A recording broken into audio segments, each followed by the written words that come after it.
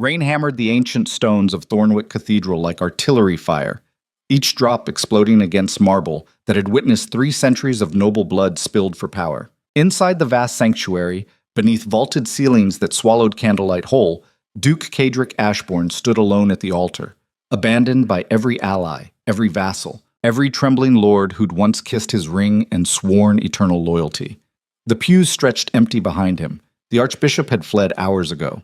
Even the servants vanished like smoke when the royal decree arrived at dawn, branding him traitor, heretic, the monster England's crown finally decided to destroy. But Cadric didn't move. He stood there in the silence, hands clasped behind his back, staring at the stained glass window, depicting Saint Michael crushing the serpent beneath his heel. The irony wasn't lost on him. The kingdom wanted him crushed. Parliament demanded his execution. The Queen herself signed the warrant with what her spies reported was genuine pleasure. They would learn soon enough that serpents didn't crush easily, and some monsters were made, not born, in the ruins of abandoned cathedrals where prayers died unanswered. You're going to want to stay until the end of this one, because what happens when a man loses everything becomes the blueprint for how empires actually fall. Not through armies, through obsession. But we're getting ahead of ourselves. First, you need to understand what Cadric was before the woman arrived. Before possession became the only language he spoke. Before mercy died its final death in his soul. Let's go back 3 years. The day began unremarkably at Ashbourne Hall, which meant 2 assassination attempts before breakfast. Cadric sipped black coffee in his study, while his master of arms, Dorian Cross, dragged a would-be poisoner across imported Persian rugs that cost more than most nobles' annual income. The assassin, some desperate third son of a bankrupt earl, left a trail of blood that servants would scrub away within the hour. They'd done it dozens of times before. "Tell me how you got through the kitchens," Cadric said without looking up from the military dispatches spread across his mahogany desk. His voice carried the flat tone of someone discussing weather patterns. The assassin spat blood onto the carpet. "Your cook staff hates you as much as everyone else, monster." Dorian drove a knee into the man's spine hard enough to crack ribs. Cadric raised one hand slightly. "Enough." He finally glanced at his would-be killer, taking in the desperate eyes, the trembling hands, the absolute certainty of impending death. "You're the 3rd one this month. His Majesty's treasury must be running low if they're recruiting amateurs. The king didn't send me." The words came out strangled. "Your own people did. They want you dead. All of them. Every lord, every merchant, every farmer whose land you've seized. You think fear keeps you safe? It's what's going to kill you." Cadric set down his coffee cup with deliberate precision. "Fear doesn't keep me safe. It keeps them predictable. Take him to the Eastern Tower. The public execution's scheduled for noon. Make it educational." Dorian hauled the assassin away. The man's screams echoing through halls lined with portraits of Ashbourne ancestors who'd built their fortune on coal mines, factory towns, and strategic marriages that consolidated half the industrial north under one bloodline. Cadric's grandfather had been called Ruthless. His father earned the title Vicious. But Cadric himself transcended simple adjectives. He transformed fear into governance. The nobility called him the Obsidian Duke because negotiating with him felt like striking stone. No give, no warmth, nothing but the cold certainty that resistance meant destruction. He'd inherited the duchy at 22 after his father's suspicious death, inheriting also a network of enemies who expected the young lord to collapse under pressure. Instead, Cadric spent his first year systematically destroying every house that had plotted against Ashbourne interests. He didn't wage open war. That was crude. He manipulated markets, exposed scandals, foreclosed mortgages, and arranged marriages that turned alliances into submission. By the time Parliament realized what happened, Cadric controlled 17 seats, 4 regional governors, and enough blackmail material to topple the cabinet twice over. The Queen invited him to court exactly once. It was enough to make her regret the invitation permanently. Now, at 28, Duke Cadric Ashbourne owned more land than anyone except the crown itself. His factories produced England's steel. His mines dug England's coal. His shipping fleet moved England's goods. And his political machine crushed anyone stupid enough to challenge the Ashbourne monopoly on northern commerce. Men didn't respect him. They feared him, which was infinitely more useful. A knock interrupted his thoughts. His secretary, Marcus Thorne, one of the few people allowed to enter without announcement, stepped inside carrying a sealed letter bearing the royal crest. "From Buckingham," Marcus said quietly, "delivered by armed escort an hour ago." Cadric broke the wax seal and read in silence. His expression never changed, but Marcus had served the Duke long enough to recognize the slight tension in his jaw that meant someone had made a catastrophic miscalculation. The Crown is recalling all Northern trade charters for Crown review, Kaedric said finally. Every contract, every deed, every agreement signed in the last decade. They're preparing a parliamentary inquiry into monopolistic practices and allegations of coerced transactions. Marcus paled. That's everything. Every business arrangement. If they invalidate even half of those contracts, we lose the North. Kaedric set the letter down carefully. The Queen's advisors think they can dismantle what took 3 generations to build through bureaucratic procedure. They think I'll submit to committee reviews and respectfully await their judgment. What are you going to do? Kaedric stood, moving to the floor-to-ceiling windows overlooking the Ashbourne estate. Miles of manicured grounds stretched toward factory towns that blackened the horizon with industrial smoke. Thousands of workers depended on Ashbourne wages, hundreds of businesses bound to Ashbourne credit, an entire regional economy built on the foundation of one family's absolute control. I'm going to remind England why challenging House Ashbourne is a mistake their grandchildren will study as historical footnote, he said quietly. Prepare the carriage. We're going to London. Your Grace, Marcus hesitated. If you openly defy a royal decree...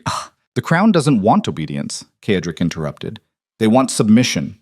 There's a difference. Obedience implies mutual respect. Submission implies dominance.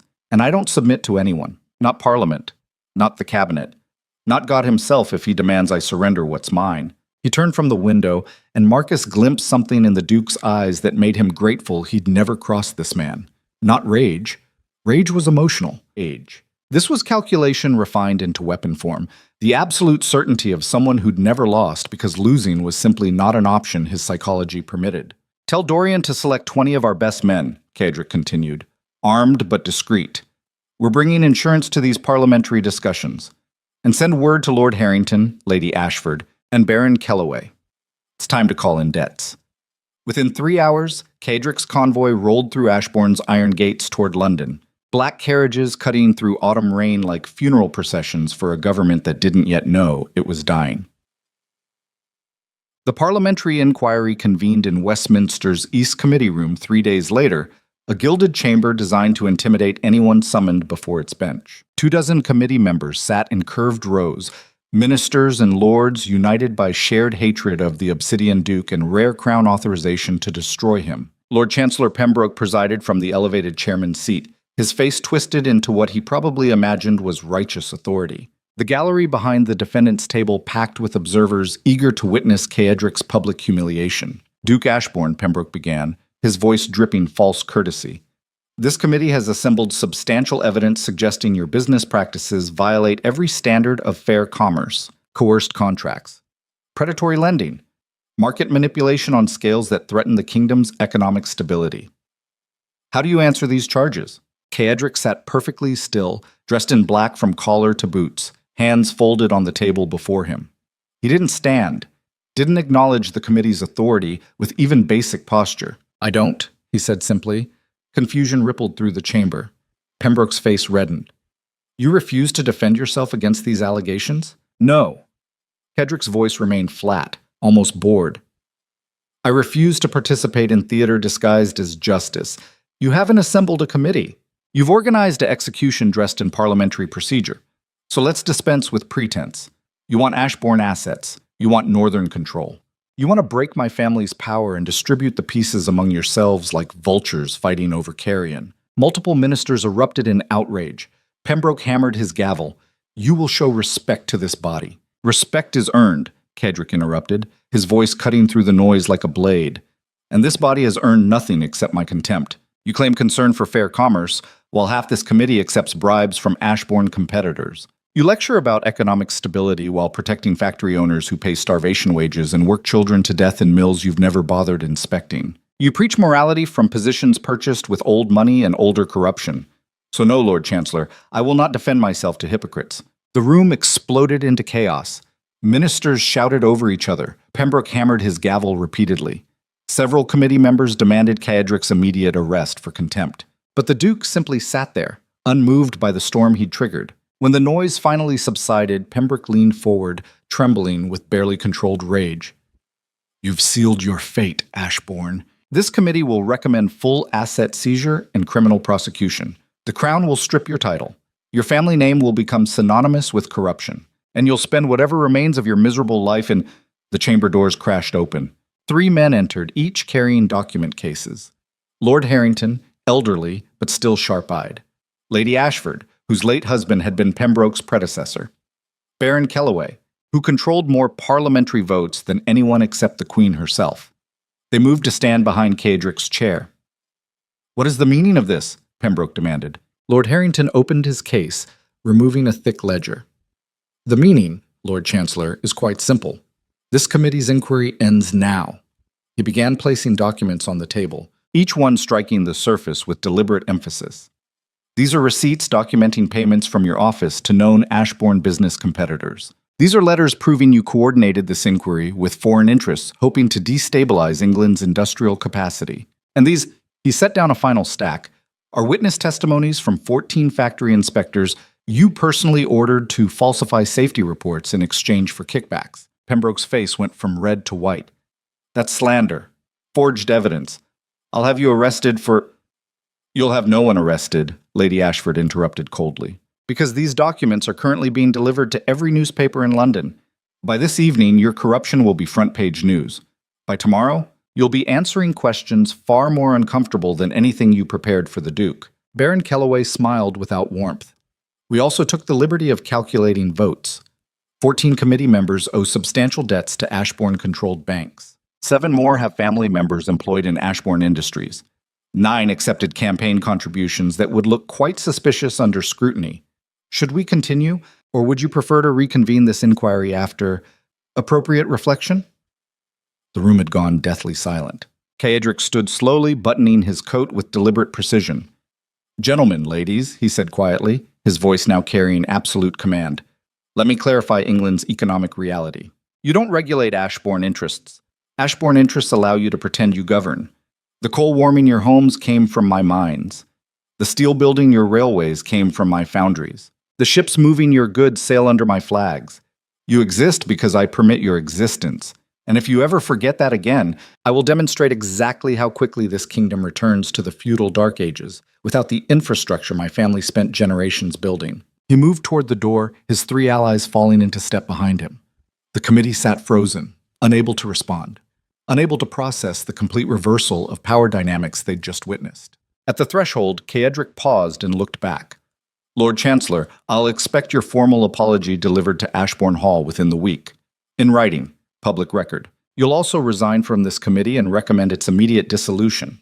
If I don't receive those documents on schedule, those financial records Lord Harrington mentioned will circulate far beyond London's newspapers. They'll reach foreign investors, Crown auditors, and His Majesty's tax collectors. I trust that's sufficiently clear." Pembroke said nothing, could say nothing. Caedric left Westminster the same way he'd entered, untouchable. The carriage ride back to Ashbourne Hall stretched through evening darkness, rain streaking against windows while London's lights faded into countryside. Dorian sat across from the Duke. Watching him stare at nothing with that expression he'd learned meant Caedric's mind was 3 moves ahead of everyone else. "That was magnificent," Dorian said finally. "Complete victory. They'll be arguing about this for years." "It was necessary," Caedric corrected without inflection. "Not magnificent. Necessary. They tested boundaries. I re-established them. That's not victory. That's maintenance. You don't allow yourself to enjoy anything, do you? Enjoyment is inefficient." Caedric's gaze remained fixed on darkness beyond the window. "Satisfaction creates complacency. Complacency creates vulnerability. I don't have the luxury of celebrating temporary advantages." Dorian had served the Duke for 6 years, fought beside him, buried bodies at his command, watched him outmaneuver opponents with surgical precision. But he'd never seen Caedric express genuine happiness, never witnessed actual pleasure. The man functioned like perfectly designed machinery, calculating, ruthless, effective. But somewhere along the way, he'd stopped being human in any conventional sense. "Your father would be proud," Dorian offered carefully. Something flickered across Caedric's face. Not pride. Something colder.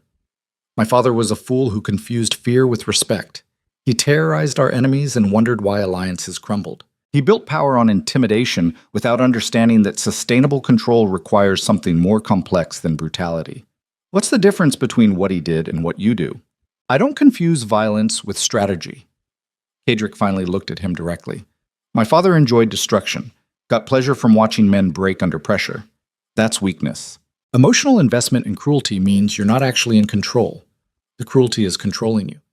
I don't enjoy what I do to maintain Ashbourne power. I simply do what's necessary. There's no emotion in calculation, no satisfaction in inevitable outcomes. That's how you build something that lasts beyond personal sadism. The carriage hit a rough patch, jolting both men. Rain intensified against the roof. Is it worth it? Dorian asked quietly. All this power, all this control. Are you actually happy? Kadrick's expression never changed. Happiness is for people with nothing to lose. I'm not that person. Never will be. So I settle for certainty, for absolute control, for the knowledge that when I give an order, it's obeyed not out of loyalty, but because disobedience carries consequences too severe to contemplate. That's not happiness, but it's sustainable. And sustainability matters more than temporary satisfaction. They rode in silence after that, the Duke returning his attention to rain-soaked darkness, while Dorian wondered, not for the first time, what kind of damage creates a man like Kadrick Ashbourne? What kind of wounds transform a human being into something so brilliantly functional and so profoundly hollow? Ashbourne Hall rose from the landscape like a monument to industrial ambition made architectural, all dark stone and severe angles designed by Kadrick's grandfather to intimidate visitors before they reached the entrance. Servants moved through gaslit corridors with practiced efficiency, maintaining the Duke's domain with the understanding that mistakes meant immediate dismissal. Kadrick entered his private study, dismissed Dorian with a gesture, and moved directly to the liquor cabinet. He poured 2 fingers of scotch older than most of his staff, carried it to the window, and stared at his reflection in rain-streaked glass. The man looking back at him could have been carved from granite for all the warmth in his expression.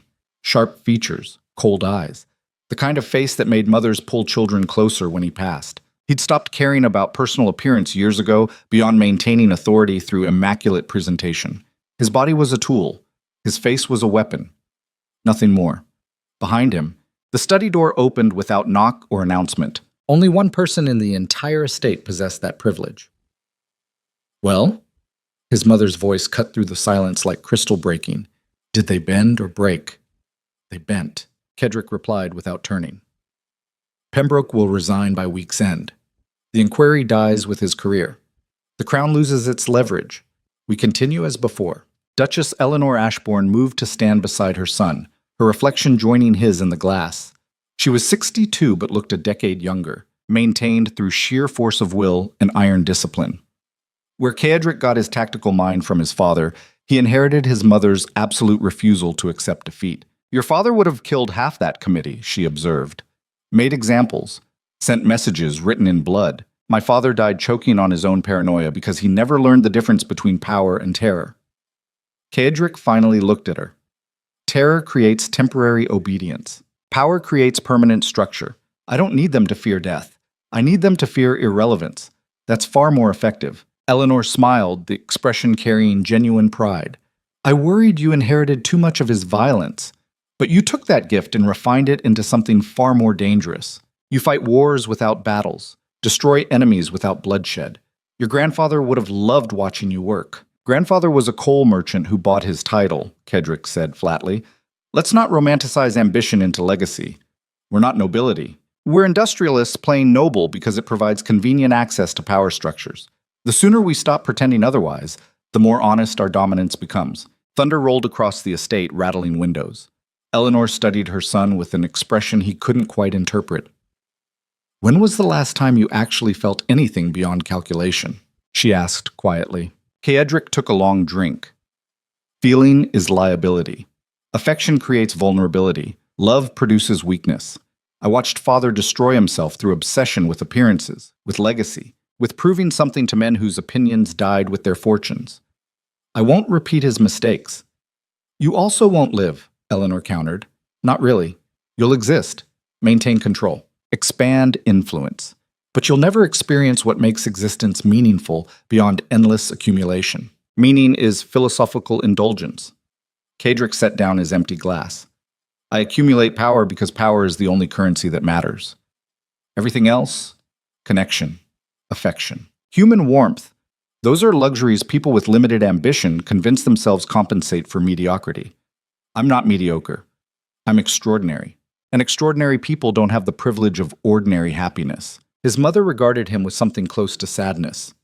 You're 28 years old, Kadrick. You've accomplished more than most men achieve in lifetimes. You've secured our family's position for generations.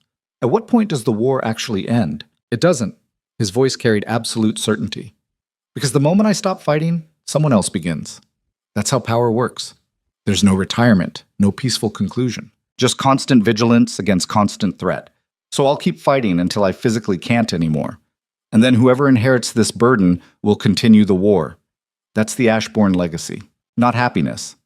Survival. Eleanor crossed to the door, paused with her hand on the frame. Your father said almost exactly the same thing 2 weeks before he died, she said quietly. And in his final moments, choking on poisoned wine served by someone he trusted, the only thing he expressed was regret. Not for enemies defeated, for experiences never pursued, for human connection sacrificed on power's altar. She left without waiting for response. Kadrick stood alone in the study, rain hammering the estate like artillery bombardment, and told himself his mother was wrong. That sentiment was weakness. That human connection was tactical liability. But somewhere deep in the hollow space where normal people kept emotions, something whispered a different truth. That he'd become exactly what his father was. A perfectly functional monster. And monsters didn't get redemption arcs. They got worse.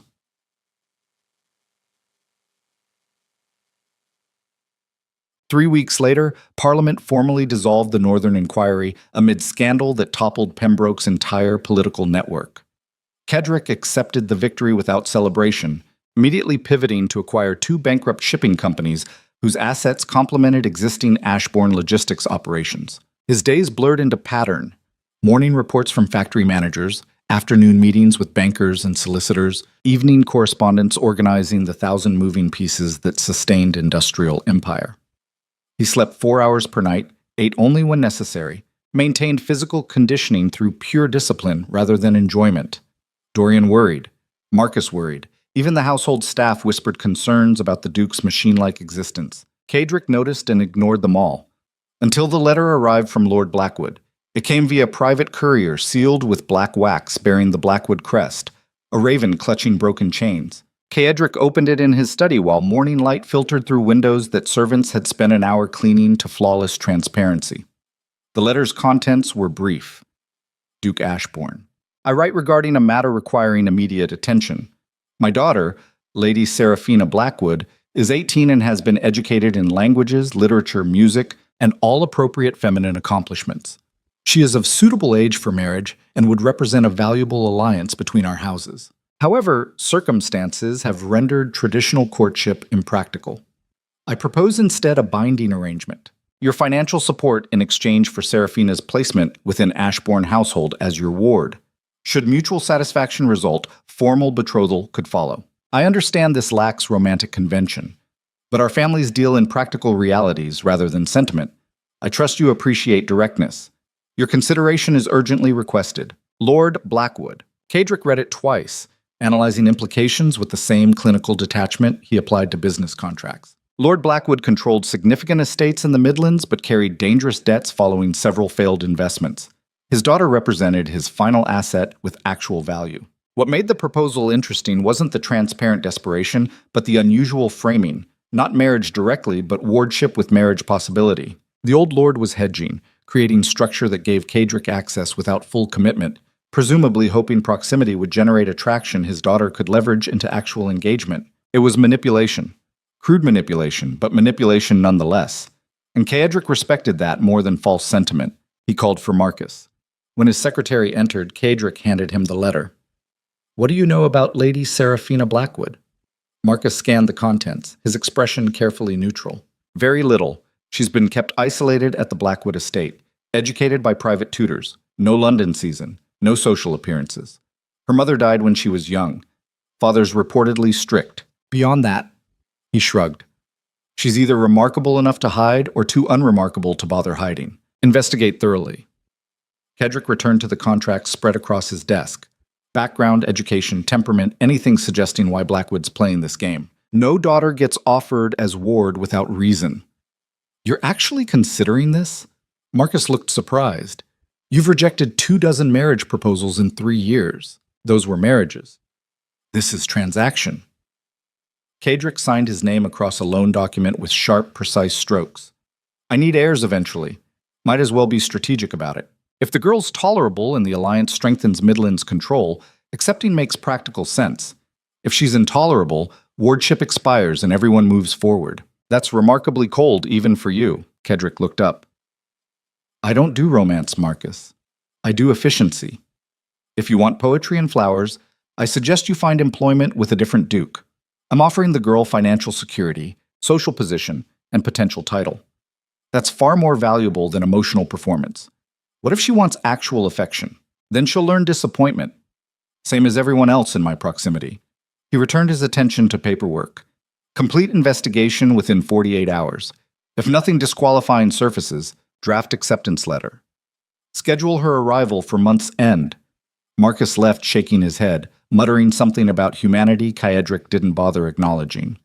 The truth was simpler than his secretary imagined. Kaedric didn't avoid marriage from commitment fear or emotional damage. He avoided it because he understood himself too clearly. He was incapable of the vulnerability required for genuine partnership. He could provide wealth, status, security, everything except the warm center that made marriage anything beyond legal contract. But now circumstance and strategy aligned. He needed heirs. Blackwood needed money. The daughter presumably needed rescue from bankrupt estate. Everyone got something. No one pretended it was love.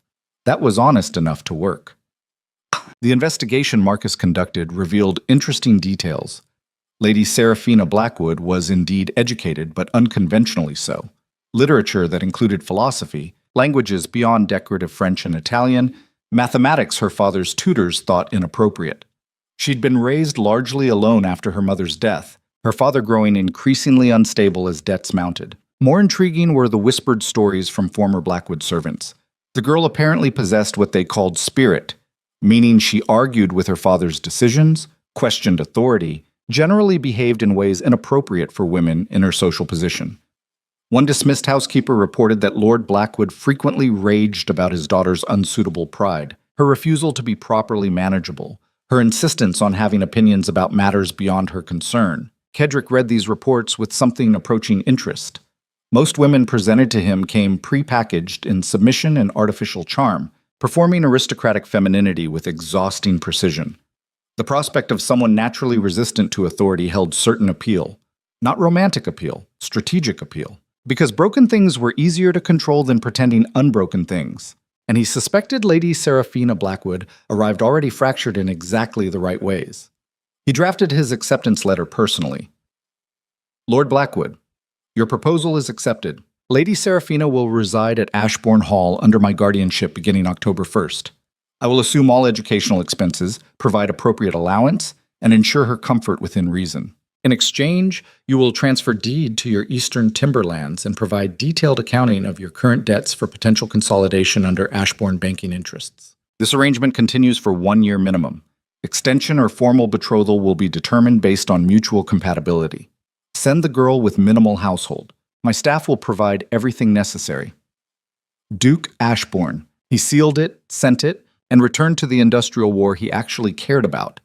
A hostile takeover attempt of Wales-based steel competitors who'd made the terminal mistake of undercutting Ashbourne prices. By the time Lady Seraphina Blackwood's scheduled arrival approached, Kedrick had nearly forgotten the arrangement entirely, his focus consumed by more immediately important battles. That indifference would prove catastrophic, because he'd miscalculated something crucial. You can control economies, manipulate parliaments, dominate industries, but you can't control obsession once it starts. And obsession was coming to Ashbourne Hall in a carriage scheduled to arrive at precisely 4 p.m. on October 1st. Dressed in whatever proud daughter of bankrupt lords wore when sold as ward to England's most dangerous duke. Apak. The day she arrived, Kedrick was neck-deep in contract negotiations with Glasgow manufacturers, barely aware of time until Marcus knocked precisely at 3:30. The girl's carriage just passed the front gates, his secretary announced. She'll be here within 15 minutes. Kedrick didn't look up from the documents. Show her to the East Wing guest suite. I'll meet her at dinner. Your Grace, Marcus hesitated. She's been traveling 2 days. It might be appropriate to what? Kedrick's tone went flat. Greet her personally? Perform welcoming ceremony? She's ward, not visiting royalty. Standard protocols apply. Show her the room. Explain household rules. If she needs anything, she can ask staff. Marcus looked like he wanted to argue, thought better of it, and withdrew. Kedrick continued working, determined not to treat this arrangement as anything except what it was. Strategic transaction with living asset. Blackwood got financial relief. Kedrick got potential bride with appropriate connections. The girl got rescue from bankrupt estate. Everyone won.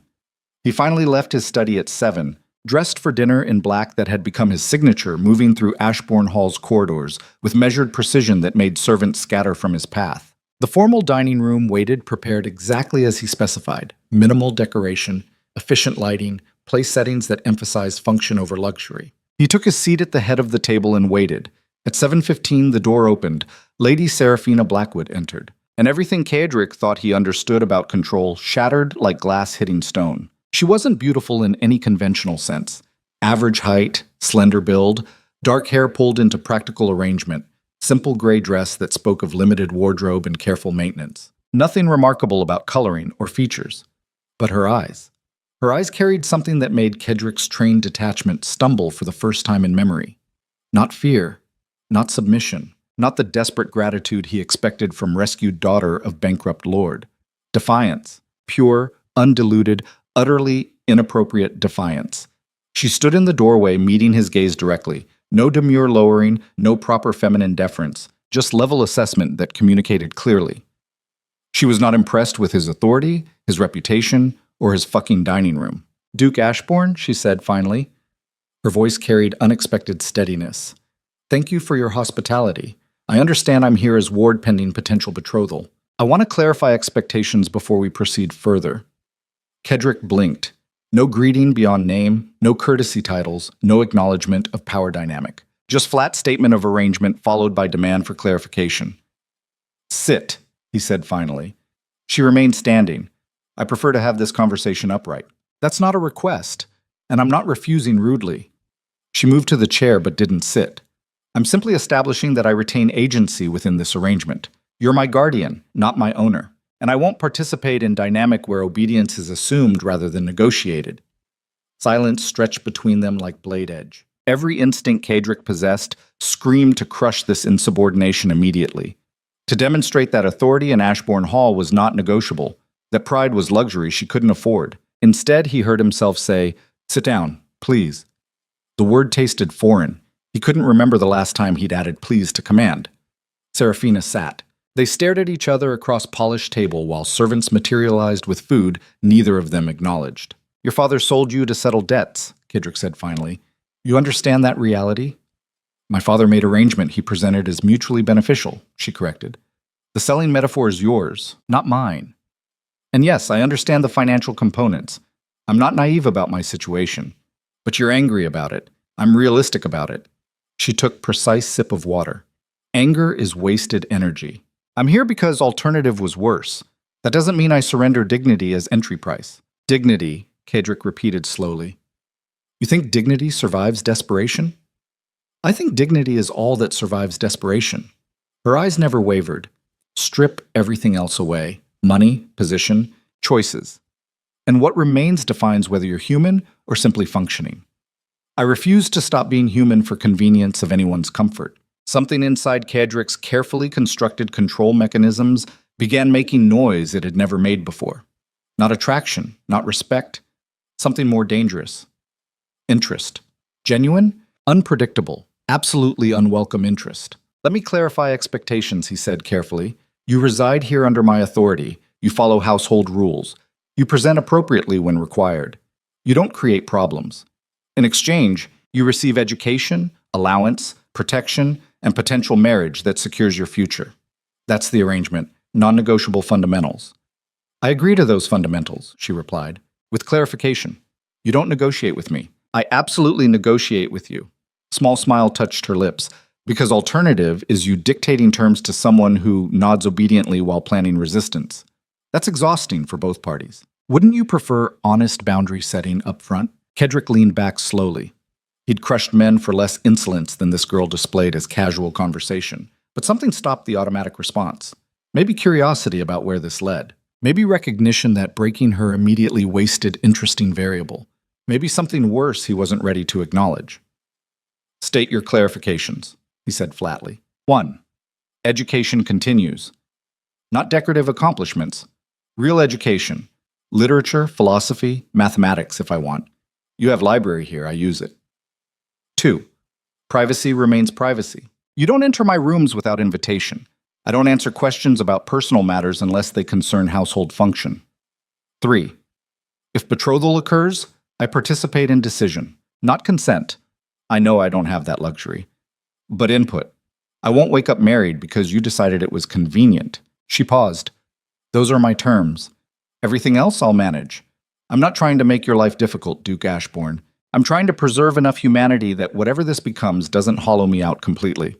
The dining room had gone absolutely silent, servants frozen, Cadric frozen, the entire house seeming to hold breath, waiting for the Obsidian Duke's response to unprecedented defiance. And Cadric felt something happening inside his chest he hadn't experienced in years.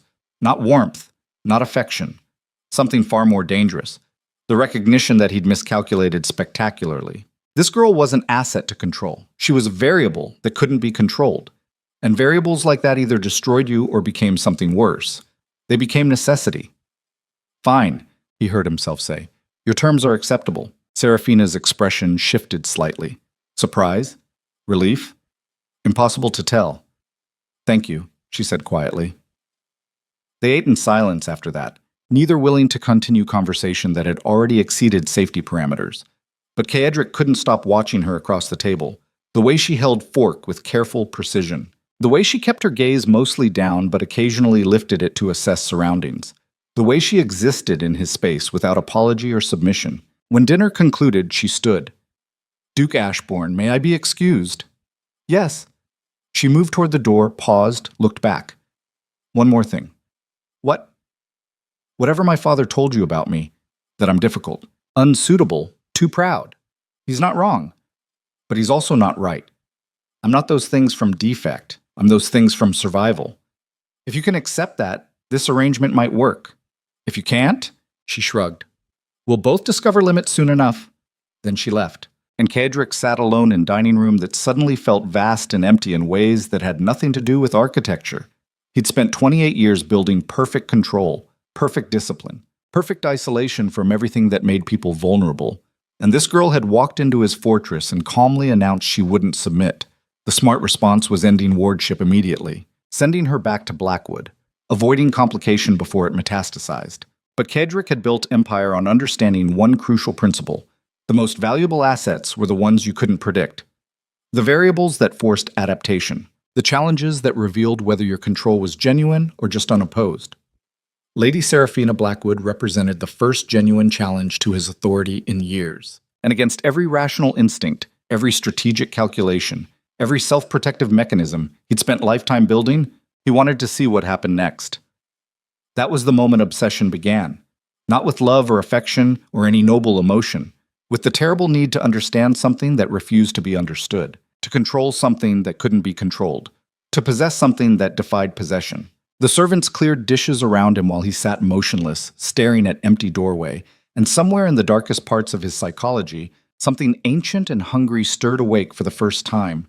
Something that had been waiting 28 years for appropriate target, something that recognized its match in gray-dressed girl with defiant eyes. And when that thing woke up, in men like Cadric Ashbourne, kingdoms burned. But fire always starts small. A spark. A whisper. A single moment of recognition that changes absolutely everything that follows. Tomorrow, she'd attend breakfast. They'd negotiate library access. She'd continue establishing boundaries while he continued pretending those boundaries mattered. And day by day, meal by meal, conversation by conversation, the obsession would grow from spark into inferno that consumed them both. Because the Duke who controlled England's north had finally encountered the one thing he couldn't control.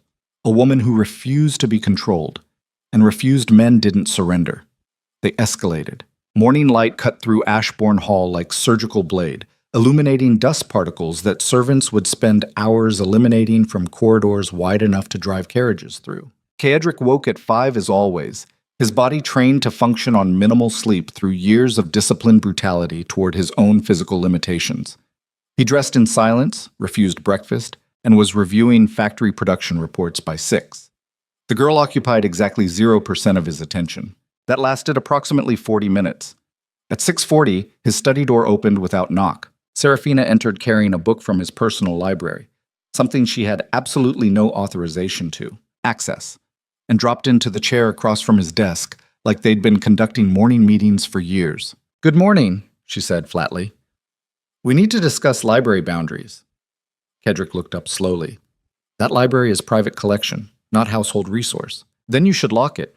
She set the book on his desk. "I found it open at 4 this morning when I couldn't sleep. Spent 2 hours reading Locke's treatises on government, fascinating arguments about consent and social contract. You've made notes in the margins. Some I agree with. Most I find conveniently self-serving. You broke into my private study. I walked through an unlocked door in house where I'm resident." She met his stare without flinching. "If you want spaces to remain private, communicate that clearly. I'm not psychic. And I'm not going to apologize for reading philosophy you apparently also find valuable enough to annotate." Every management instinct Kaedric possessed screamed to establish dominance immediately, to make example that would prevent future boundary violations, to demonstrate that his authority wasn't suggestion she could interpret creatively. Instead, he heard himself ask, "What did you disagree with?" "Pardon?" "In the margins. You said you disagreed with most of my notes. Specify."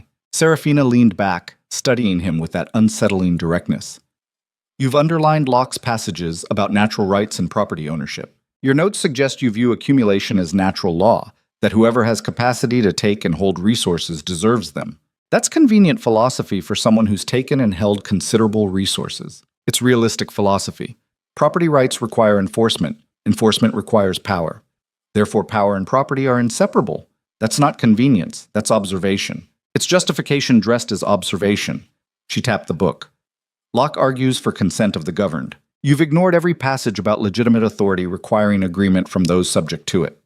You only mark the sections that rationalize your existing position, because the sections about consent are idealistic fantasy," Kaedric said coldly.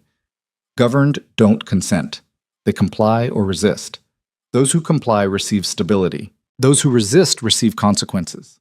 The entire social contract theory collapses the moment you introduce actual human behavior instead of philosophical abstractions. So your version of natural law is just whoever's strongest makes the rules? My version of natural law is whoever's most effective makes the rules and everyone else adapts or dies. Nature doesn't care about fairness, only functionality." Serafina smiled without warmth. "Then we agree. You're not noble. You're just functional predator who's good at rationalizing predation as philosophy." The silence that followed carried weight that made the air itself feel dense. Kedrick had been called monster before. Ruthless, vicious, obsidian, every insult designed to wound pride or challenge authority. But no one had ever reduced his entire worldview to predation and called it to his face with such clinical detachment. It should have triggered rage. Instead, it triggered something worse. Respect. Grudging, unwanted, absolutely inconvenient respect for someone who saw through every self-justification he'd constructed and simply stated the truth beneath. "You're either remarkably brave or catastrophically stupid," he said finally. "I'm neither. I'm honest." She stood, leaving the book on his desk. "Lock your library if you want it private. Otherwise, I'll continue reading your collection and disagreeing with your notes. We can argue philosophy at breakfast if you're interested in perspectives beyond your own. Or we can maintain hostile silence and waste time. We're both stuck here anyway." She left before he could respond. And Kaedric sat staring at closed door, his carefully planned day completely derailed by 18-year-old girl who'd just called him functional predator and invited him to breakfast debate like they were academic colleagues instead of guardian and ward, an arrangement built on desperation and transaction. He should end this, send her back, maintain distance. Instead, he found himself at breakfast table 30 minutes later, watching her eat with same precise movements she applied to everything, waiting for her to initiate conversation she'd suggested. She didn't speak for 10 full minutes. Finally, Kaedric broke. "You wanted to argue philosophy. I wanted to offer the option." She sipped tea without looking at him. "You're the one who chose to appear. I'm comfortable with silence. Your intentionally provoking response. I'm existing in space we both occupy. Your interpretation of that as provocation says more about your psychology than my intentions." He set down his fork carefully. You understand that most people in your position would be considerably more deferential? Most people in my position have been taught their survival depends on pleasing powerful men. Her eyes lifted to his. I was taught that survival depends on maintaining enough self-respect that you don't hollow out completely in the process. Different lessons produce different behaviors. Your father taught you that? My father taught me that powerful men view deference as weakness and independence as threat. That there's no winning strategy except choosing which vulnerability you're willing to accept. I chose the one that lets me sleep at night.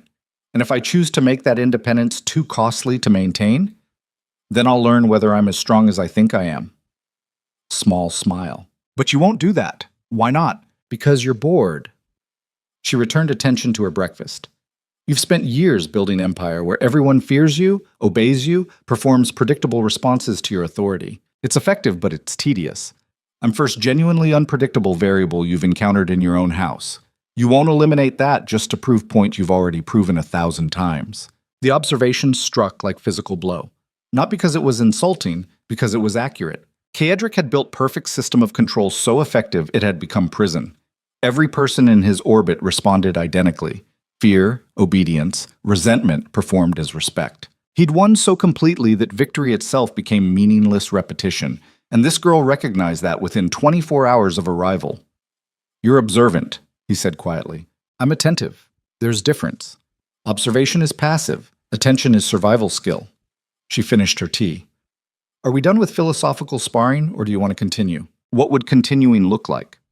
You tell me what you actually want from this arrangement beyond convenient heir production and Midlands alliance. I'll tell you what I'm willing to provide beyond compliance and eventual pregnancy. We negotiate honest terms instead of performing roles neither of us believes. The brutally transactional framing should have been offensive. Instead, it was clarifying in ways Kaedric hadn't expected. Most women presented to him performed elaborate pretense that arrangement was about connection rather than contract. They smiled and flirted and pretended not to notice the hollowness beneath transaction. It was exhausting watching people lie to themselves. Serafina didn't bother. She acknowledged reality and offered negotiation within it. That was honest enough to be dangerous. I want heirs, Kaedric said bluntly. I want social appearance of functional marriage to satisfy expectations. I want someone who won't create problems that distract from actual priorities. In exchange, I'll provide security, status, resources, and relative autonomy within reasonable boundaries. Define reasonable boundaries. Nothing that damages my reputation or business interests. Nothing that creates vulnerability enemies can exploit. Nothing that requires me to pretend emotional investment I'm incapable of providing. An affection? Partnership? Basic human warmth? Are luxuries I don't offer. His voice went flat. I'm not cruel. I won't mistreat you. But I won't love you either. That's not how I function. If you need romantic fantasy, you'll have to generate it internally, because I can't supply external version. Serafina studied him for a long moment. That's the most honest thing you've said since I arrived. It's the most honest thing I say to anyone. Then we can work with it. She stood. I don't need love. I need respect. I don't need warmth. I need space. I don't need partnership. I need acknowledgement that I retain personhood within transaction. You provide those. I'll provide heirs and social performance and no problems. That's cleaner deal than most marriages offer. She left him sitting alone at breakfast table, morning sunlight cutting through windows to illuminate empty chairs she'd vacated. And Kaedric realized something that should have been warning sign, but felt more like recognition. He just conducted most honest conversation of his adult life, with girl who'd been in his house less than 24 hours. That was dangerous in ways he didn't have vocabulary to articulate. The pattern established itself over following weeks with organic efficiency that resembled choreography more than conflict. Serafina claimed corner of his library for morning reading. Kaedric worked through correspondence while she annotated books from his collection, occasionally interrupting with observations that forced him to defend positions he'd never questioned. She attended dinners, participated in minimal required social functions, maintained appropriate appearance. In exchange, he granted library access, education budget, and privacy he'd never offered anyone. To outside observers, the arrangement appeared functional. To Kaedric, it felt like controlled burn he couldn't quite extinguish. The problem wasn't that she challenged him. He'd crushed challenges before. The problem was how she challenged, with arguments good enough to force actual thought rather than reflexive dismissal, with questions that exposed assumptions he'd treated as facts, with perspective that reminded him his worldview was choice, rather than inevitability. It was destabilizing, which made it intolerable, which made it addictive. 3 weeks after her arrival, Dorian cornered him in the armory where Kaedric maintained his sword collection, antiques worth small fortunes that he occasionally used for practice because destroying valuable things reminded him that permanence was illusion. "The household's talking," Dorian said carefully, "about you and Lady Seraphina. Let them talk." Kaedric inspected cavalry saber from Napoleonic Wars. "Gossip doesn't concern me. They're saying you've softened, that she's changing you. That's absurd." He set the saber down with more force than necessary. "Nothing about my management has changed. Factory output remains constant. Business expansion continues on schedule. Parliamentary influence holds steady. One girl's presence doesn't alter strategic priorities. You spent 2 hours arguing about property rights with her yesterday instead of attending the trade meeting. I sent Marcus. The meeting was routine. You never delegate routine meetings." Dorian moved closer. "And you're smiling more. Not much. But more. That's unprecedented. Smiling isn't softness, it's social adaptation. You've never socially adapted before. You've crushed social expectations and imposed your own standards. Now you're engaging in philosophical debates and granting library access and asking her opinion about things you'd normally decide unilaterally. That's not adaptation, that's accommodation. And you don't accommodate anyone." Kaedric turned on him with sudden intensity. "She's temporary variable in permanent system. Her presence doesn't alter foundations. It adds surface complexity that will be integrated or eliminated based on utility.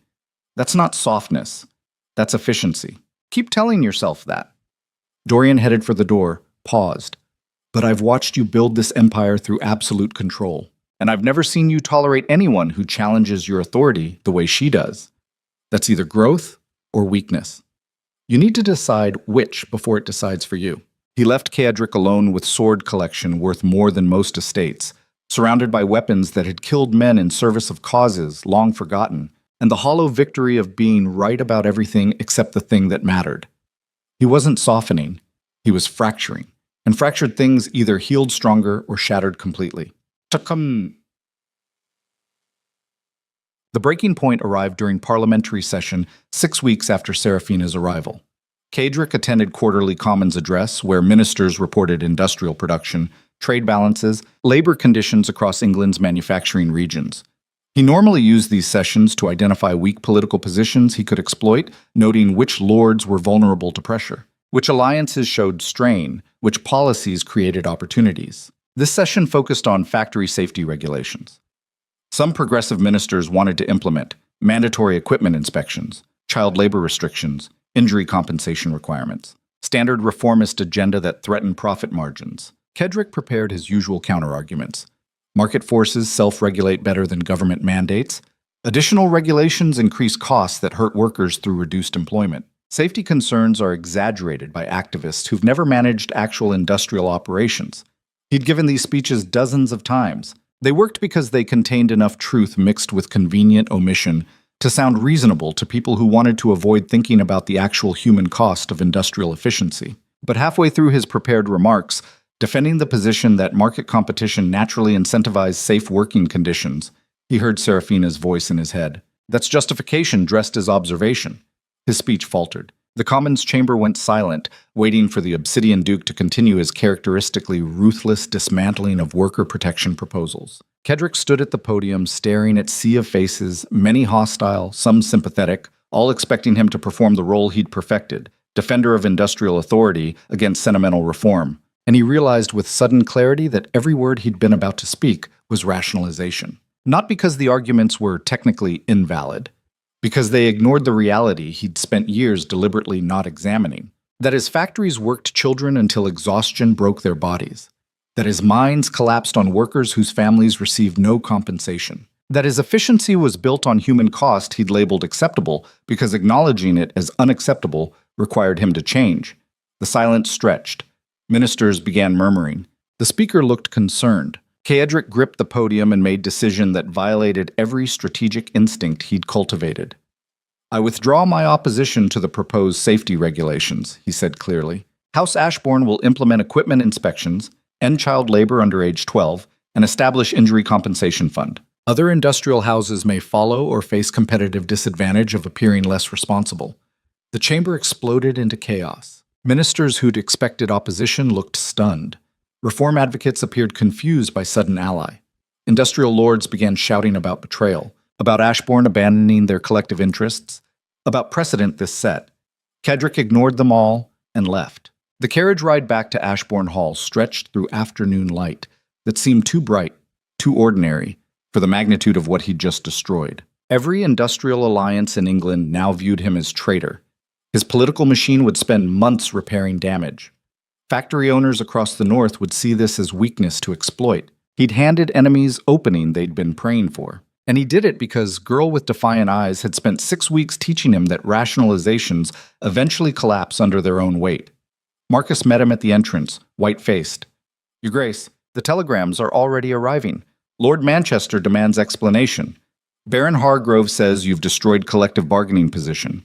3 factory owners want immediate meetings. The Northern Industrial Alliance is threatening to—" "Cancel my schedule," Kedrick interrupted. "All of it. I'll address the situation tomorrow." "Tomorrow?" Marcus looked panicked. "This needs immediate response. Every industrial interest in England thinks you've lost your mind or been compromised. We need damage control now. What we need is for everyone to understand that Ashbourne interests evolve based on strategic reassessment. Not external pressure, not moral crisis, strategic calculation." He moved past his secretary toward the library. "Tell them I'll release formal statement tomorrow explaining the business logic."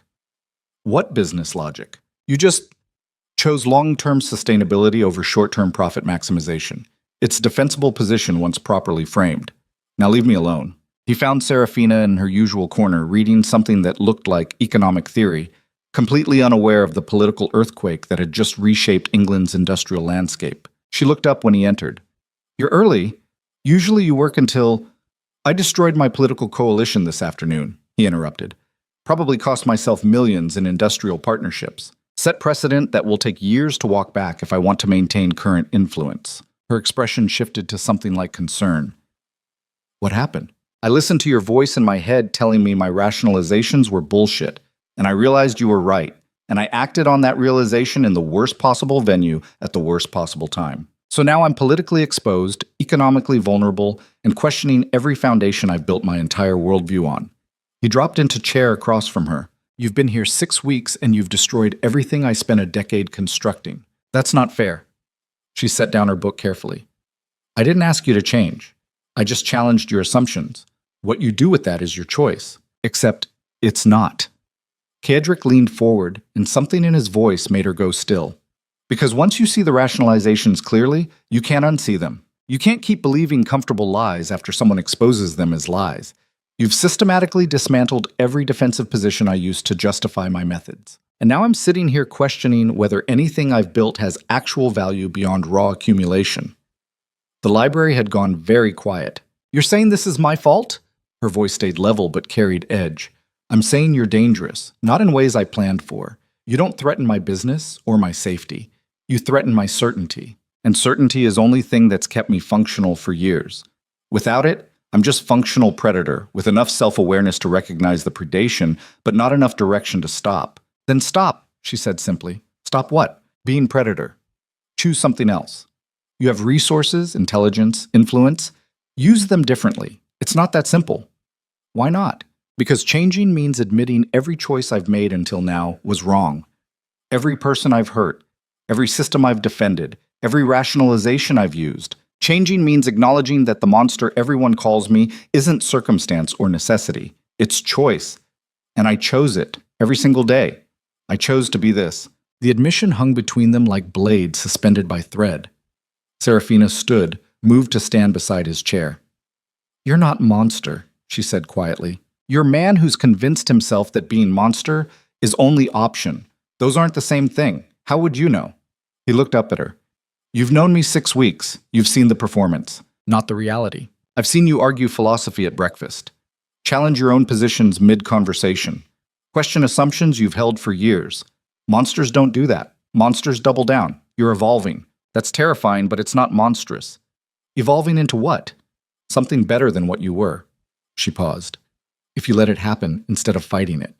And if I can't, If the certainty you've destroyed was only thing holding me together, and without it, I just fracture, then you fracture, and you rebuild from better foundation. Her hand touched his shoulder, brief contact that felt like lightning strike. But you don't get to blame me for pointing out cracks that were always there. I just made them visible. She left him alone in the library while sunset bled through windows, painting bookshelves red and gold, and Kaedric sat in silence, acknowledging what he'd been fighting since the moment she walked into his house. He'd been looking for variable to control. Instead, he'd found variable that controlled him, not through manipulation or seduction or any traditional feminine strategy, through the simple act of seeing him clearly and refusing to pretend the clarity was anything except devastating. The political fallout consumed the next month. Industrial lords demanded meetings Kaedric refused to take. Parliament convened special sessions to address precedent he'd set. Factory owners across England scrambled to either implement similar reforms or explain why Ashbourne's sudden conscience didn't apply to their operations. Through it all, Kaedric maintained cold position that his decision was strategic rather than moral, that long-term sustainability required appearing responsible, that worker welfare was brand management rather than ethical obligation. The public bought it. His enemies didn't. They recognized what had actually happened. The Obsidian Duke had blinked, shown weakness, demonstrated that pressure could produce policy change, and pressure, once successful, escalates. The assassination attempt came on a Tuesday. Kaedric was reviewing revised factory protocols in his study when Dorian burst through the door, sword drawn, shouting orders to household guards who materialized from corridors like armed shadows. "We've got infiltrators," Dorian snapped. "At least 3. Professional, they're inside the house. Lock yourself in and don't open for anyone except me. Where's Lady Seraphina?"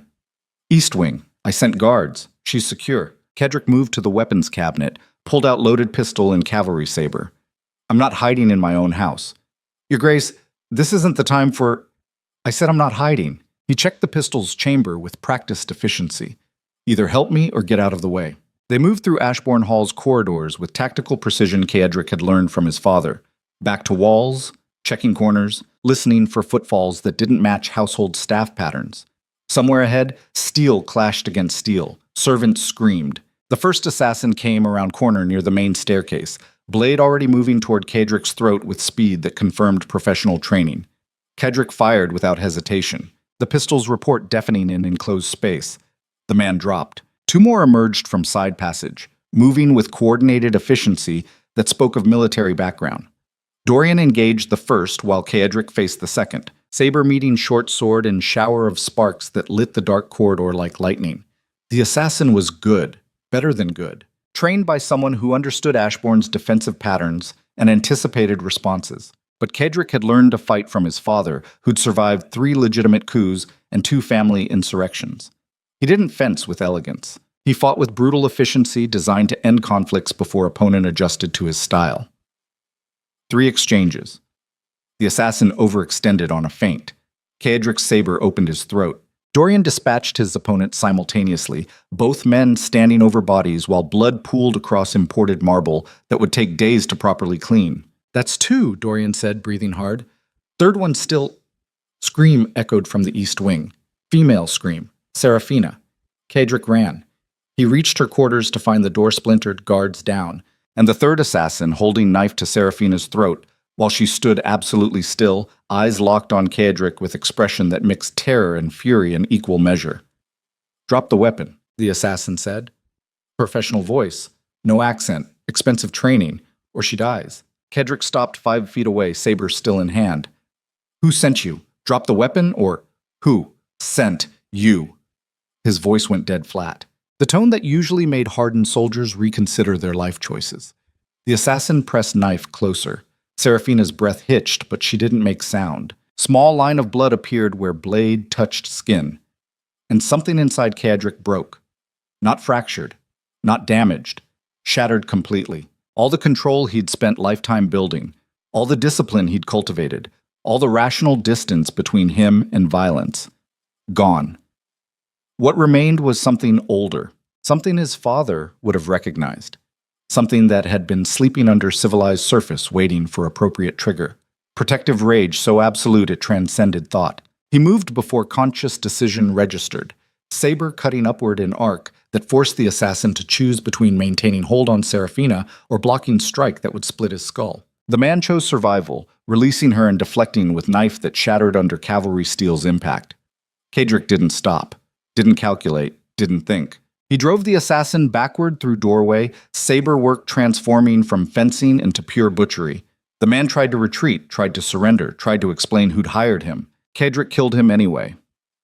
The body dropped in the corridor. Silence crashed down like physical weight. Kadric stood over the corpse, saber dripping, breathing like he'd run miles, and slowly became aware of Serafina in the doorway behind him. She was staring at him with expression he couldn't interpret. Not fear, exactly. Not gratitude. Something more complex. Something that recognized what she'd just witnessed wasn't protection. It was possession manifest as violence. "Are you hurt?" His voice came out rough. "No." Small, quiet. The guards, dead. Dorian appeared, taking in the scene with professional assessment. All 3 assassins eliminated. "I'll start interrogating household staff. Someone let them in. We'll find out who. Do that." Kadric finally lowered the saber. "And triple the guard. No one enters or leaves without my personal authorization." "Your Grace," Dorian hesitated. "You should sit down." "You're fine. I'm fine. Get the bodies cleared. Investigate the breach. Report when you have answers." Dorian left, taking guards with him, leaving Kadric alone with Serafina in corridor painted with violence he'd unleashed. "You could have disarmed him," she said finally. "You didn't have to kill him." "No." Kadric cleaned his saber with mechanical precision. "I didn't have to." "Then why?" "Because he touched you, hurt you, put knife to your throat in my house under my protection." The admission came out flat, emotionless. "And I don't forgive that. Can't forgive that. Won't forgive that." He looked at her directly. "I told you I don't love. Can't offer affection or warmth or partnership. I told you I was functional predator choosing predation daily. And I meant all of that. But apparently I'm also possessive in ways I didn't fully understand until someone threatened what I consider mine. I'm not yours." "Yes." Kedric's voice dropped to something barely above whisper. "You are. Not legally yet. Not formally. But functionally, absolutely. In every way that matters psychologically. You're mine. And what's mine doesn't get hurt. Doesn't get threatened. Doesn't get knife held to throat while I'm breathing. That's not healthy." "No, it's really not."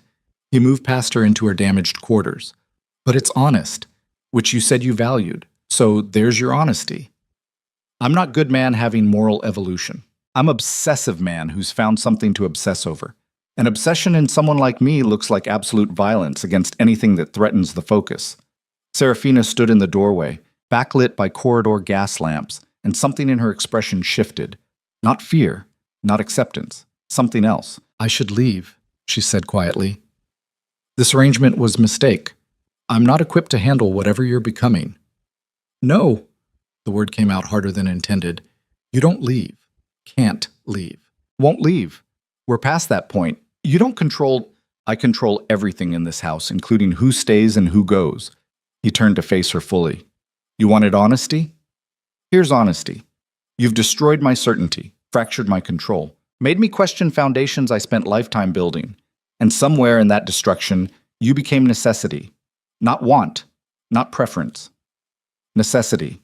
The thing I can't function without. That's not healthy. That's not safe. That's not anything except truth. So no, you're not leaving. Because I won't allow it." The silence stretched between them like abyss. "You're actually threatening me. I'm stating reality. Threats imply uncertainty. I'm certain. You stay." We continue. The arrangement evolves into whatever it evolves into. And you accept that or fight it, but either way, the outcome is inevitable. That's insane. That's obsession. She took a step backward. "You need to let me go before this becomes something worse. It's already something worse." Kadric followed her movement. "And letting you go is an option I'm psychologically capable of choosing. So we move forward, together, into whatever nightmare this becomes. Because apparently I'd rather burn everything than watch you leave." He meant every word. Could see in her eyes that she recognized he meant every word. And that was the moment. The point of no return. Where transaction became possession. Where arrangement became obsession. Where functional predator became something infinitely more dangerous. Because monsters don't love, but they absolutely possess. And possession, once established, consumes everything. The week following the assassination attempt transformed Ashbourne Hall from estate into fortress. Guards patrolled every corridor, servants moved under constant surveillance. No one entered or left without documentation Kaedric personally reviewed. The house breathed paranoia-like atmosphere, thick enough to choke on. Serafina stopped arguing about leaving. Not because she accepted the situation, because she recognized that arguing with obsession was like arguing with gravity, pointless expenditure of energy against force that didn't negotiate. Instead, she retreated into careful distance, speaking only when necessary, avoiding library corners where they'd once debated philosophy, maintaining ice-cold civility that felt more devastating than open hostility. Kaedric noticed, couldn't not notice. But acknowledging her withdrawal required admitting he'd crossed lines that couldn't be uncrossed, and that admission meant confronting what he'd become. So he worked instead, 18-hour days reviewing security protocols, investigating the breach, rebuilding political alliances he'd damaged, motion as medication, activity as anesthetic, anything to avoid the hollow space growing in his chest where certainty used to live. Dorian's investigation revealed the assassins were hired through intermediary network that dead-ended at foreign operative working for French industrial interests, hoping to destabilize English. Manufacturing. Standard economic warfare dressed as political violence. The explanation was neat, too neat. Kaedric had spent lifetime recognizing when stories fit together too perfectly, when convenient conclusions masked inconvenient truths. But he was exhausted from fighting on every front simultaneously, and accepting the foreign conspiracy theory meant avoiding harder questions about domestic enemies. So he accepted it, filed it away, moved forward. That was the first mistake. Paquets. Marcus arrived at Kaedric's study 3 weeks later, carrying ledger with expression that meant someone had miscalculated spectacularly, and he'd been designated messenger. Your Grace, we have significant problem. Define significant.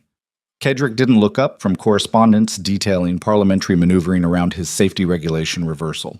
Financial discrepancy across 3 holding companies. Marcus set the ledger down with deliberate care. Someone's been moving funds, small amounts over 18 months, totaling approximately £400,000. The number made Kaedric's hand stop mid-signature. That's not discrepancy, that's embezzlement. Who had access? That's the problem. Marcus's voice went quiet. Authorization codes suggest transactions were approved at highest level. Your codes. Your Grace. Your personal authorization. Kaedric looked up slowly. I authorized no such transactions. Then someone replicated your codes, which means someone inside your inner circle. Someone with access to private documentation, security protocols, personal correspondence. He paused. Someone you trust completely. The implications settled like poison. Kaedric's inner circle consisted of exactly 4 people. Marcus himself, Dorian, his mother Eleanor, and increasingly Serafina. Anyone else operated at distances that made replicating personal authorization codes functionally impossible. Pull records on everyone with private study access over last 2 years, Kaedric said flatly. Every person, every entry, every document they could have accessed, and do it quietly. No alerts, no warnings. I want to know who's been in position to compromise my codes before they realize we're investigating. Marcus nodded and withdrew, leaving Kaedric alone with ledger detailing systematic betrayal executed over 18 months. While he'd been too focused on expansion to notice foundations eroding beneath him, £400,000.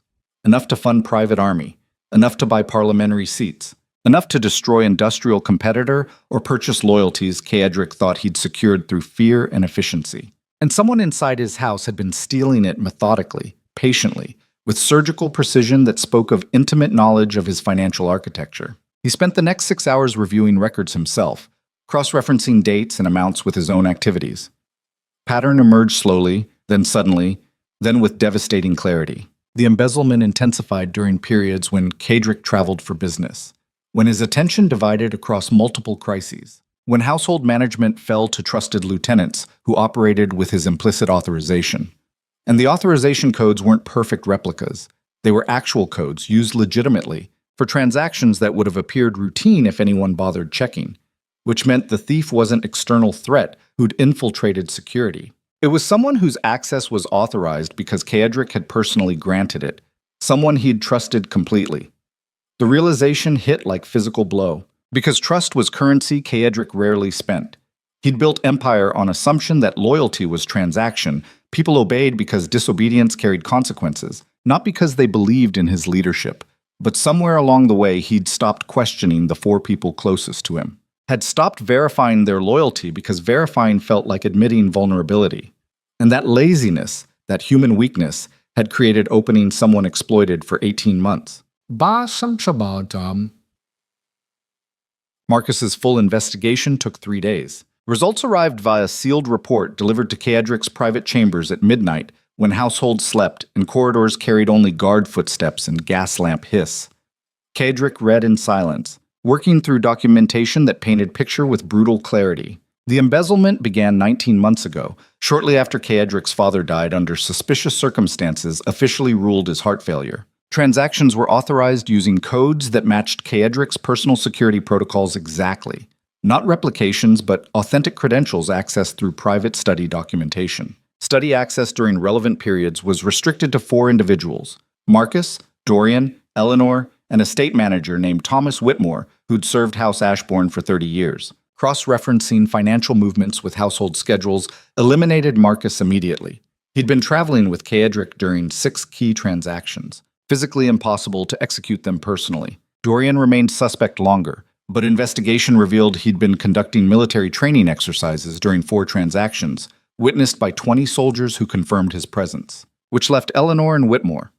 Kaedric's mother had access to everything, had helped build Ashbourne financial empire, knew every system intimately. Whitmore managed daily operations, handled correspondence, coordinated household functions. Either could have done it, but only one had motive that made strategic sense. The report's final section detailed communications Marcus had uncovered through careful examination of household correspondence. Letters between Whitmore and parties identified as French industrial representatives, discussions about destabilizing Ashbourne interests, references to payments contingent on successful intelligence gathering, and most damning, a letter dated 2 months before the assassination attempt, discussing how removing Kaedric entirely would accelerate timeline, but increased risk assessment suggested waiting for better opportunity. The estate manager who'd served his family for 3 decades was French asset, had been for years, working systematically to destroy everything Kaedric built from inside the structure itself. The betrayal was elegant, professional, absolutely devastating in its patience and precision. Kaedric set down the report and stared at nothing while rage and something colder than rage fought for control of his response. Rage wanted immediate confrontation, violence, public execution that sent message about consequence of betrayal. The colder thing wanted understanding first, wanted to know how deep this went. Who else was compromised? What other damage had been done while he'd been fighting visible enemies and ignoring threat inside his house? The colder thing won, because rage was emotional response. And Kaedric had spent lifetime training himself that emotional responses were luxuries that got you killed. He summoned Whitmore to his study at dawn, timing chosen deliberately to catch the man off guard before household fully woke. Dorian positioned himself outside the door, armed but discreet. Marcus waited in an adjacent room, ready to document confession if they extracted one. Whitmore entered with usual professional deference, slightly surprised by early summons but showing no visible concern. He was 60, gray-haired, physically unremarkable, the kind of functionary who became invisible through sheer administrative competence. "Your Grace," he said calmly. "How can I assist?" Kaedric remained seated behind his desk, hands folded, expression giving away nothing. "I've been reviewing estate finances. Found some irregularities. Thought you might help clarify." "Of course. What sort of irregularities?" "Unauthorized fund transfers. Small amounts over extended period. Totaling approximately £400,000. He watched Whitmore's face carefully. "Any idea how that could happen?" For a fraction of a second, less than heartbeat, something flickered across the estate manager's expression. Not fear. Recognition. The micro-expression of someone who'd been caught but hadn't decided whether to run or fight. Then his face smoothed into professional concern. "That's alarming, Your Grace. I'll investigate immediately. If there's been breach of financial controls..." "Stop!" Kaedric's voice went dead flat. "We're past performance. I know you did it. Have documentation. Have communications. Have timeline. What I don't have is why. So you're going to explain why 3 decades of loyal service ended with you selling out to French interests trying to destroy everything my family built." The silence that followed was absolute. Whitmore stood perfectly still, calculating odds, weighing options. Finally, something in his posture shifted. Not surrender. Strategic pivot. He sat down uninvited. That was first admission of guilt, abandoning pretense of proper deference. Your father killed my son, Whitmore said quietly. 16 years ago. Called it accident during factory inspection. Said machinery malfunction. Paid compensation and closed investigation. But I knew. Everyone knew. Your father ordered safety inspections falsified to meet production quotas. My son died because Duke Ashbourne valued efficiency over human life. Kadrick's expression didn't change, but something in his chest went cold. I didn't know. You weren't supposed to know. That was the point. Your father built empire on bodies he made sure stayed buried deep enough that heir wouldn't question inheritance. He destroyed dozens of families, hundreds maybe. All in service of accumulation he convinced himself was legacy rather than pathology. And you waited 16 years for revenge? I waited for appropriate opportunity. Whitmore's voice carried no anger, just flat recitation of strategic calculation. Your father was too paranoid to penetrate. But you were so focused on proving you were different from him, so determined to build through intelligence rather than brutality, that you stopped checking foundations. You trusted me because I was invisible, because good servants don't get questioned, and that trust gave me access to everything. The 400,000 pounds went to competitors, activists, reformers, anyone positioned to pressure you into policies that weakened Ashbourne control. The safety regulations you implemented? I helped fund the parliamentary coalition that made them politically necessary. The assassination attempt? I provided architectural plans that got those men inside your house. He smiled without warmth. I've spent 18 months systematically destroying what your father built, and you helped me do it by being just human enough to miss the threat. Kedrick stood slowly. Where's the money now? Distributed, untraceable, spent on damage that can't be undone. You can kill me, probably will, but it won't recover the funds or repair the political damage or prevent the investigation. Parliament's planning to launch into whether your recent moral awakening is genuine or strategic manipulation. What investigation? The one I've been feeding information to for 6 months. Anonymous tips about Ashbourne business practices. Documentation of your father's crimes. Questions about whether son is truly reforming or simply better at hiding corruption.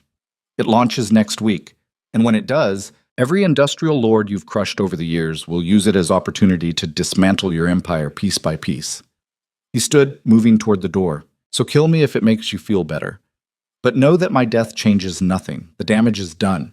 Your father's sins are about to become public record. And you'll spend next decade defending legacy built on corpses while pretending to be reformer. That's justice. Not clean, not satisfying, but justice nonetheless. Dorian burst through the door, sword drawn, ready to stop Whitmore's exit. Kedrick raised one hand. Let him go. Your Grace, he just confessed to... Let him go. Repeat of command, harder this time. Dorian stepped aside, confused but obedient. Whitmore paused at the threshold. For what it's worth, he said quietly, you're better man than your father. Not good, but better. Maybe that's worth something. Maybe it's just different flavor of destruction. But my son is still dead either way. And someone needed to make you understand that efficiency is cost beyond balance sheets. He left, and Kedrick stood alone in his study while dawn light cut through windows, illuminating dust particles that danced like ashes from structure burning slowly enough you didn't notice until everything collapsed. Marcus entered moments later. Should we stop him? Alert authorities? He can't have gotten far. No. Kedrick moved to the window overlooking estate grounds, where Whitmore was already crossing toward outer gates. Let him go. He destroyed you, methodically, over 18 months, and you're just letting him walk away? Yes. Why? Because he's right. Kedrick's voice came out hollow. My father killed his son, covered it up, paid compensation like human life was transaction you could settle with money. And I inherited that empire without questioning what it cost, without asking whose bodies provided foundation. I thought being more strategic than my father made me better. But better slave trader is still slave trader. Better predator is still predator. And someone needed to make me see that clearly enough I couldn't rationalize it away. So what now? Marcus looked lost. We can't just absorb 400,000-pound loss in parliamentary investigation without response. Now we do exactly what Whitmore expects us to do. Kedrick turned from the window. We defend, we fight, we try to preserve what's left. And we probably fail because empire built on compromised foundation eventually collapses no matter how well you maintain surface. There was a long silence. You're giving up, Marcus said finally. No. Kadrick's voice hardened. I'm acknowledging reality. There's difference. Giving up means surrender. Reality means understanding that some damage can't be repaired by same methods that caused it. My father built this through brutality, masked as business. I've maintained it through strategy masked as reform. Neither approach actually addressed foundational rot. So yes, empire is collapsing. And I can either go down fighting to preserve something diseased, or I can let it collapse and build something different from ruins. What kind of something? Don't know yet. But probably something that doesn't require hiding bodies or paying off grieving fathers or rationalizing human cost as acceptable collateral. Marcus studied him with expression mixing concern and something like pity. Serafina changed you. You know that, right? 6 months ago, you'd have killed Whitmore and buried the investigation and moved forward without conscience. Now you're having moral crisis about industrial practices that every factory owner in England considers standard. She didn't change me. Kedrick moved back to his desk, suddenly exhausted. She just asked questions I'd been avoiding. Whitmore answered them with consequences I couldn't rationalize away. Together they destroyed certainty I'd been using as armor. And now I'm standing here without armor watching everything I built burn while trying to decide if saving it is even worth the additional cost. The study door opened. Serafina entered without knocking, hair loose, dressed in morning gown that suggested she'd come directly from her quarters. Her face carried expression Kadrick couldn't immediately interpret. I heard shouting, she said quietly. Guards outside won't tell me what happened, but I heard Whitmore's name, and now he's gone, and you look like someone's died. She looked between Kedrick and Marcus. What happened? Kedrick gestured for Marcus to leave. His secretary departed reluctantly, closing the door behind him. Whitmore was embezzling, Kedrick said flatly, for 18 months, approximately £400,000, funding enemies, activists, parliamentary opposition. He just confessed.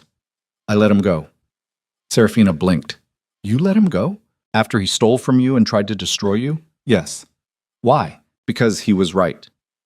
Kadrick sat down heavily. My father killed his son, covered it up, and Whitmore spent 16 years planning revenge sophisticated enough that I helped him execute it. That's not crime. That's consequence. And I don't get to punish people for holding me accountable for sins I inherited and perpetuated. She moved closer, studying his face. You're not making sense. Yesterday you were ready to kill anyone who threatened me. Today you're letting your estate manager walk away after systematic betrayal? Those aren't contradictory positions. He looked up at her. Whitmore betrayed empire built on bodies. Your person who made me see the bodies clearly. One deserves consequence. One deserves protection. My psychology can hold both truths simultaneously, even if they appear inconsistent. Serafina sat down across from him. What else did he say? The parliamentary investigation launches next week. That my father's crimes will become public record. That I'll spend years defending legacy I no longer believe in while pretending to be reformer. I'm not capable of actually being. She watched something crack in his expression. That I'm better than my father, but better monster is still monster and his son is still dead either way. And you believe him? I believe the facts. Believe the documentation. Believe that I've been so focused on proving I was different from my father that I stopped questioning whether different was actually better or just differently destructive. He leaned back, staring at ceiling. You asked me once what I feared. I said, the day I stopped deserving you. Turns out, I never deserved you. Never deserved anything except consequences I've been avoiding through strategic competence and inherited wealth. That's self-pity dressed as accountability. No. Kadrick's voice went sharp. That's man watching his certainty collapse in real time. Watching empire built by 3 generations revealed as crime syndicate with better paperwork. Watching every rationalization exposed as lie comfortable enough I could sleep at night. That's not self-pity. That's devastation. And I don't have framework for processing devastation because I've spent lifetime avoiding any experience that might produce it. Serafina was quiet for a long moment. What are you going to do? I don't know. First honest answer he'd given. Parliamentary investigation launches regardless. Industrial coalition my father built will see this as weakness to exploit. Financial losses from embezzlement will take years to recover. And I'm sitting here questioning whether recovering is even goal worth pursuing, or if I should just let the whole structure collapse and walk away. Walk away to what? Something that doesn't require calculating acceptable body count before breakfast. Something that doesn't force me to defend father's atrocities because admitting them destroys inheritance. Something that lets me sleep without nightmares about 16-year-old kids dying in factories because efficiency mattered more than safety. He looked at her directly. You've been asking me to change for months, challenging assumptions, forcing questions, making me see clearly. This is what change looks like when it actually happens. Not gentle evolution. Violent disintegration of everything I thought I knew, followed by complete uncertainty about what comes after. And I have no idea if I'm strong enough to survive it. The vulnerability in his voice was unprecedented, raw. The kind of admission that would have been impossible 6 months ago when certainty armored him against doubt. Serafina reached across the desk, her hand covering his. This is the first time you've spoken to me like person instead of possession. I know, it's terrifying, for both of us. He didn't pull his hand away, because person means partnership, means vulnerability, means trusting you won't destroy me when I give you every weapon necessary to do it. And trust is currency I've never learned to spend without immediate calculated return. So learn. How? By starting here. She squeezed his hand once, by telling me what you actually need instead of declaring what you'll take, by asking instead of commanding, by accepting that I might say no and staying anyway because partnership matters more than control. And if I can't, if obsession is too strong and possession is only language my psychology speaks fluently, then we'll fail. She said it simply, without judgment. But at least we'll fail honestly instead of successfully maintaining prison you've built from fear and inheritance. Outside, morning sun illuminated Ashbourne Hall's grounds with light that felt wrong for the magnitude of internal collapse, happening in study where Duke, who'd controlled everything, was learning that control was always illusion, just very convincing one. Until it wasn't, mon chemin.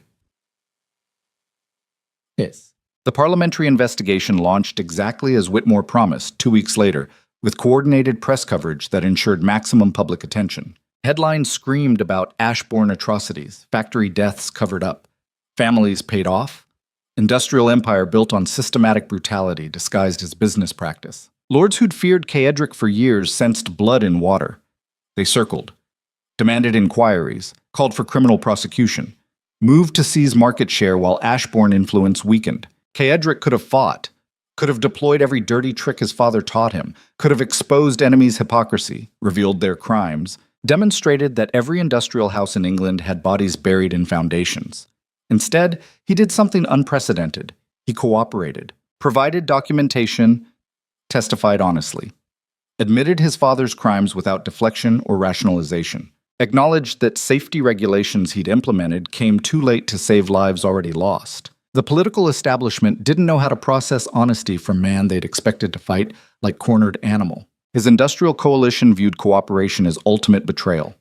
They abandoned him wholesale, reforming alliances specifically designed to exclude House Ashbourne from northern trade networks he'd spent decades dominating. Within 6 weeks, everything he'd built was dismantled, not destroyed, dismantled, systematically, piece by piece, until what remained was estate, title, and personal fortune reduced by 3/4, but still substantial enough to maintain lifestyle, just not empire. Through it all, Serafina stayed, not because arrangement required it, because she chose to. She watched him lose everything with same steady presence she'd brought to their philosophical debates, offering neither pity nor praise, just presence. Just the acknowledgement that person losing everything deserved companion willing to witness collapse without running. And Caedric learned something his father never taught him, that sometimes losing is only way to discover what actually matters. That empire built on bodies wasn't worth defending once you actually looked at bodies clearly. That person who stays when you have nothing is more valuable than 1,000 people who kneel when you have everything. The night the final investigation concluded, recommending massive fines and permanent oversight, but stopping short of criminal prosecution, Caedric found Serafina in the library reading philosophy by candlelight. It's over, he said quietly. Empire's gone, influence destroyed. Everything my family spent generations building is scattered to competitors who'll probably be investigated themselves within 5 years for identical practices. She looked up. How do you feel? Terrified. Relieved. Empty. He sat down beside her, lost in ways I don't have vocabulary to describe because I've never been lost before. Always knew what came next, what strategy to deploy, what enemy to crush. Now, I don't know anything except that certainty was prison and freedom is fucking terrifying when you've never experienced it. What will you do now? Don't know? He looked at her directly. What would partnership suggest? Partnership suggests we decide together. She closed the book. But first you tell me what you actually want. Not what's strategic, not what preserves status. What you want as person, instead of as Duke, maintaining appearance. Kedrick was quiet for a very long time, then said the words that would have killed him 6 months ago. I want to deserve you, want to build something that doesn't require hiding bodies or rationalizing brutality. Want to wake up without calculating whose suffering funds my breakfast. And I want to do that with you. Not as possession, as partner. If you'll stay knowing I'll probably fail repeatedly because I'm learning language I should have learned decades ago. Serafina studied his face. That's the first time you've asked me for anything without assuming my compliance. I know. It's still terrifying, for both of us. He reached for her hand, hesitant, the gesture carrying question marks instead of commands. But maybe terror is better than certainty that requires constant violence to maintain. She took his hand.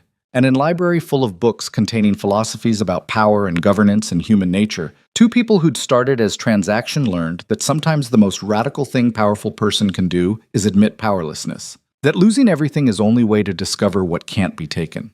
That person who challenges you to become better is more valuable than empire that requires you to remain worse. The Ashbourne Empire was gone. But something else was being built in its ruins.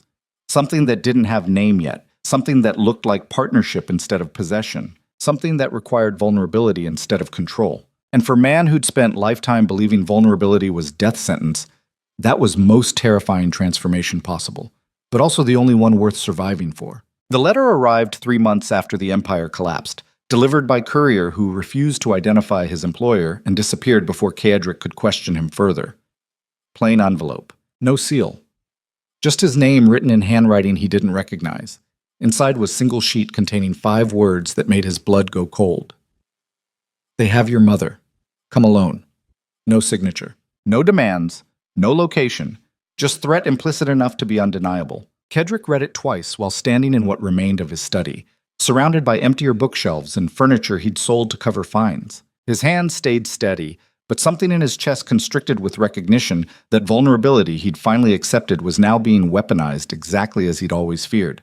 He found Serafina in the garden she'd been cultivating, dirt under her nails, hair tied back, looking more alive than she ever had during their transactional arrangement. She'd stayed through collapse, helped him navigate investigations, watched him learn to be human instead of calculating machine. And now that humanity was about to cost something neither of them had prepared for.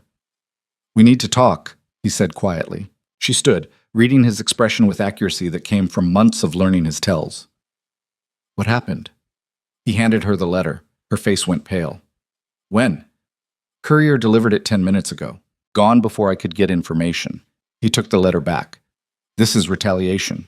Some lord I destroyed coming back now that I'm weakened. Using my mother as leverage to finish what parliamentary investigation started. Or its trap.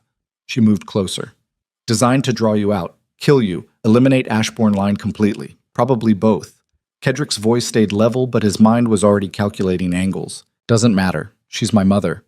Whatever damage I've caused, whatever empire I've lost, whatever reformation I'm attempting, she doesn't deserve to die for my sins. You can't go alone. The letter is designed to isolate you. She grabbed his arm. You go alone, you die. They kill you. They kill her anyway. You need backup, need strategy, need time to investigate who sent this and where she's being held. I don't have time. Every hour they hold her is hour they can hurt her, torture her, use her as message about what happens when Ashbourne power collapses. He pulled away gently. I've spent 3 months learning to be a better person. Learning partnership, learning vulnerability. But vulnerability doesn't mean stupidity. And letting my mother die to prove I've changed would be cowardice dressed as wisdom. Then let me come with you. No. The word came out harder than intended. You stay here. Stay safe. This is consequence of life I led before you. My damage. My responsibility. And I won't make you collateral in war that started before we met. So after everything, after months of learning partnership, you're just reverting to isolation the moment stakes get real? I'm protecting you. There's difference. No, there isn't. Her voice went sharp. Protection that requires my exclusion isn't partnership. It's control with better marketing. You want to face this? Fine. But face it honestly. Don't pretend you're protecting me when what you're actually doing is reverting to psychological patterns you've spent months trying to unlearn. The accusation hit because it was accurate. Kaedric was reverting, could feel old patterns reasserting themselves. The certainty that he alone could handle crisis. The assumption that protecting people meant excluding them from danger. The fundamental belief that isolation was strength rather than weakness.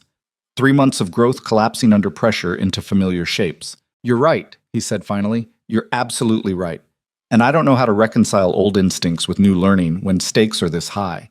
So tell me what partnership looks like here. Tell me how we handle this together without getting you killed." Serafina took his hand. "We start by not assuming you're only person capable of strategic thinking. We investigate together, plan together, face consequences together. That's what partnership means when it's tested. And if that gets you hurt, then I'm hurt. That's my risk to take." Her grip tightened. "You don't get to protect me from my own choices. That's still control, just gentler version." He studied her face, seeing determination that matched his own, and realized something fundamental had shifted. She wasn't possession anymore. Wasn't ward or potential wife or convenient alliance. She was equal, and equals didn't get protected by being excluded. They got respected by being included. "All right," he said quietly. "We do this together, but we do it smart. No rushing in, no emotional reactions. We treat this like military operation with every precaution." "Agreed." She released his hand. "Where do we start?" "Dorian, if anyone can track where this came from, he can." They found Dorian in the stables maintaining weapons he'd kept, despite Empire's collapse. Loyal through devastation in ways that reminded Kaedric that some men followed leadership rather than wealth. He listened to the situation without interrupting, face hardening as implications became clear. "This is Lord Chancellor Pembroke," Dorian said immediately. "Has to be. You humiliated him 3 years ago, forced his resignation, destroyed his political career. He's been waiting for opening like this. Pembroke's in exile." Kaedric frowned. "Last I heard he was bankrupt and living in Scotland. Men like Pembroke don't stay bankrupt. They rebuild quietly, make alliances with your enemies. Wait for perfect moment." Dorian checked his pistol's action mechanically. Your empire collapsing was that moment. He probably saw vulnerability and organized coalition. Multiple lords who hate you pooling resources for final strike. "Can you find him? Give me 6 hours." Dorian stood. "I still have contacts, people who owe me favors. I'll trace the courier, identify likely locations, build target list. But your grace," he looked at Kaedric directly. "Once we find him, this becomes violent. These people took your mother. They're not negotiating. They're executing vendetta. You go in. You're going in for blood. I understand. Do you? Because 3 months ago you let Whitmore walk away after he destroyed you. Now you're preparing for war. That's significant regression in personal growth." "It's not regression." Kedric's voice went cold. "Whitmore had legitimate grievance. His son died because of my father's crimes. That deserved acknowledgement, not punishment. But Pembroke, he's attacking because I humiliated him politically, because I wounded his pride. That's not justice, that's sadism. And sadism against my family doesn't get philosophical consideration. It gets brutal response." Serafina spoke quietly. "And what's the difference between that brutal response and the brutality your father would have deployed?" The question hung in the air like blade. Kaedric was quiet for a long moment, examining motivations with honesty that had become habit through months of Serafina's challenges. "Intent?" he said finally. "My father would have enjoyed the brutality, would have made it excessive to send message. I'm not going to enjoy it. I'm going to do what's necessary to retrieve my mother and ensure this doesn't happen again. That's not sadism. That's consequence. Measured, proportional, necessary." "But still violent," she pressed. "Yes, still violent." He met her eyes. "I've spent 3 months learning to be a better person. But better doesn't mean harmless. Doesn't mean passive. Doesn't mean letting people hurt my family because violence contradicts reformation. It means using violence strategically rather than habitually. With regret rather than pleasure. As last resort rather than first response. That's rationalization. No. That's boundary." He moved closer. "You've taught me that rationalizations collapse under examination. I've examined this. My mother is innocent. She's being tortured to hurt me. That requires response. Not because I enjoy violence, because failing to respond communicates that attacking Ashbourne family carries no consequence, and that communication invites escalation. So yes, I'm going to be violent, strategically, necessarily, and I'll regret it afterward because I'm not my father. But I'll do it anyway because protection of family isn't negotiable principle. Dorian watched the exchange with expression mixing approval and concern. That's most honest assessment of necessary violence I've heard from you, Your Grace. Almost healthy, except for the part where you're about to walk into trap that might kill everyone involved. Then help me make a trap. They regret springing. Kadric turned back to him. 6 hours. Find location. Identify numbers. Give me actionable intelligence. Then we plan extraction that gets my mother out alive and sends message clear enough no one tries this again. And if they've already killed her? Serafina asked quietly. If this entire thing is designed to draw you to location where there's nothing except ambush, then I die knowing I tried. Kadric's voice carried finality. That's better death than living with knowledge I abandoned my mother to torture because I was too reformed to fight back. Some principles are worth killing for. Some people are worth dying for. And family, however complicated, however damaged, falls in that category. He looked between them. I'm not asking you to approve. I'm not even asking you to help. I'm telling you what I'm going to do and hoping you understand why. Because this is exactly the kind of situation where old patterns and new learning collide. And I'm choosing to honor both. The old pattern that says family is non-negotiable. The new learning that says violence should be last resort executed with regret rather than satisfaction. If that's contradiction you can't reconcile, I understand. But it's reality I'm operating within. Serafina studied him for a very long moment, then nodded slowly. I understand. And I'm coming with you. No. Yes. Her voice went hard.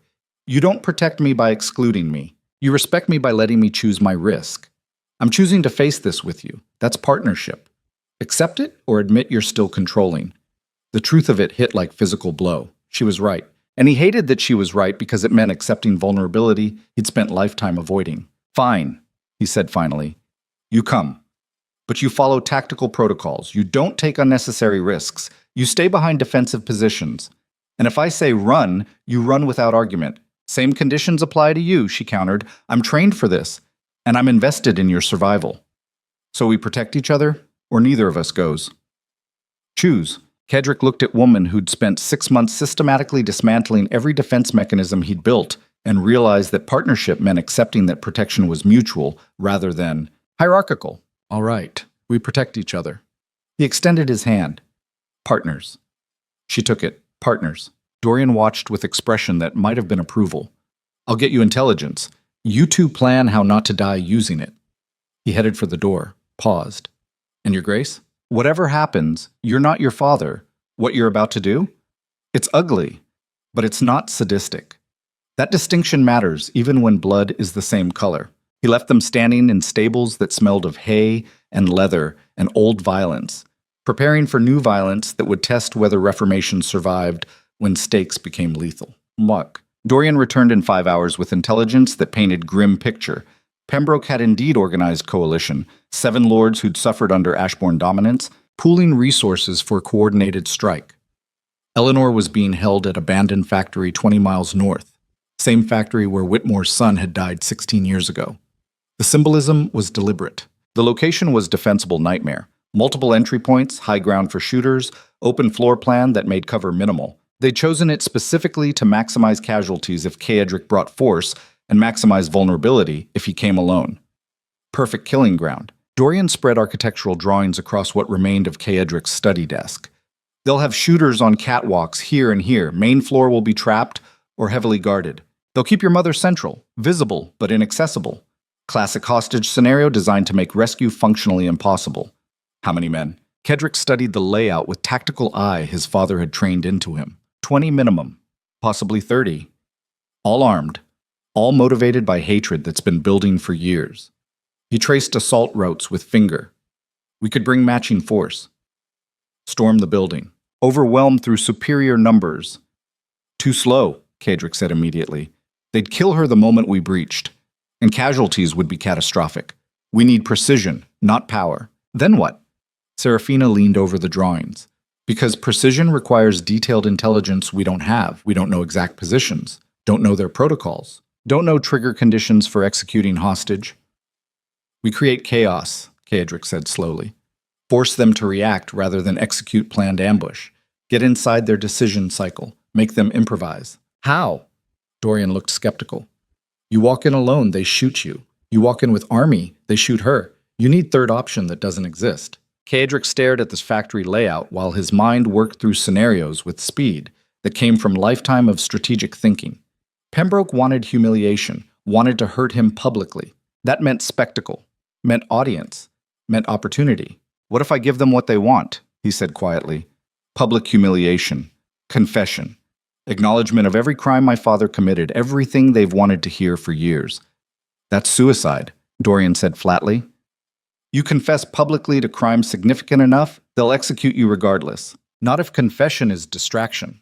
Kaedric pointed at architectural details. While I'm confessing on main floor, drawing all attention, you and Serafina infiltrate through service entrance here. Move through sublevels. Access catwalks from below. You eliminate shooters silently. Get into position to extract my mother while attention is focused on my performance downstairs. You're using yourself as bait, Serafina said slowly. I'm using their expectations as weakness. They want me broken. Want me confessing. Want spectacle of Ashbourne Duke destroyed publicly. I'll give them that performance while you execute actual rescue. By the time they realize it's distraction, we'll have my mother secured and multiple exit routes available. Dorian studied the plan with professional eye. It could work. Barely. Requires perfect timing. Requires you keeping their attention long enough we can move through entire building. Requires them being so focused on humiliating you, they ignore security protocols. It requires me being convincing, Kaedric said quietly. Being actually broken rather than performing broken. And after 3 months of collapse, that won't be difficult. I am broken. I have lost everything. I do carry guilt for my father's crimes. I'll just weaponize that honesty into theater they believe completely. Serafina touched his arm. This is dangerous beyond anything we've discussed. If timing is wrong by 30 seconds, you die. If we do nothing, my mother dies. He covered her hand with his, and I've spent 3 months learning that some things matter more than safety. Family is one. Partnership is another. And proving that reformation doesn't mean cowardice is third. So yes, it's dangerous. But it's also right. And I'm tired of calculating whether right action serves strategic interests. Sometimes right is just right, and you do it anyway. The words would have been impossible 6 months ago, when everything was calculation and nothing was principle. But 3 months of collapse had taught him that principles were only real when they cost something, and this was about to cost everything. They moved on the factory at midnight, Kaedric approaching from front, while Dorian and Serafina circled toward service entrance. The building rose from landscape-like monument to industrial decay. Broken windows reflecting moonlight, rusted machinery visible through collapsed walls. Kaedric walked alone across open ground, hands visible. No weapons except knife concealed at his back. Insufficient for fighting, but enough for final option if everything collapsed. He'd spent the carriage ride preparing psychologically, not for deception, but for honesty. Everything he was about to say would be true. Every confession genuine, every admission of guilt legitimate. The only lie was that truth was surrender rather than tactic.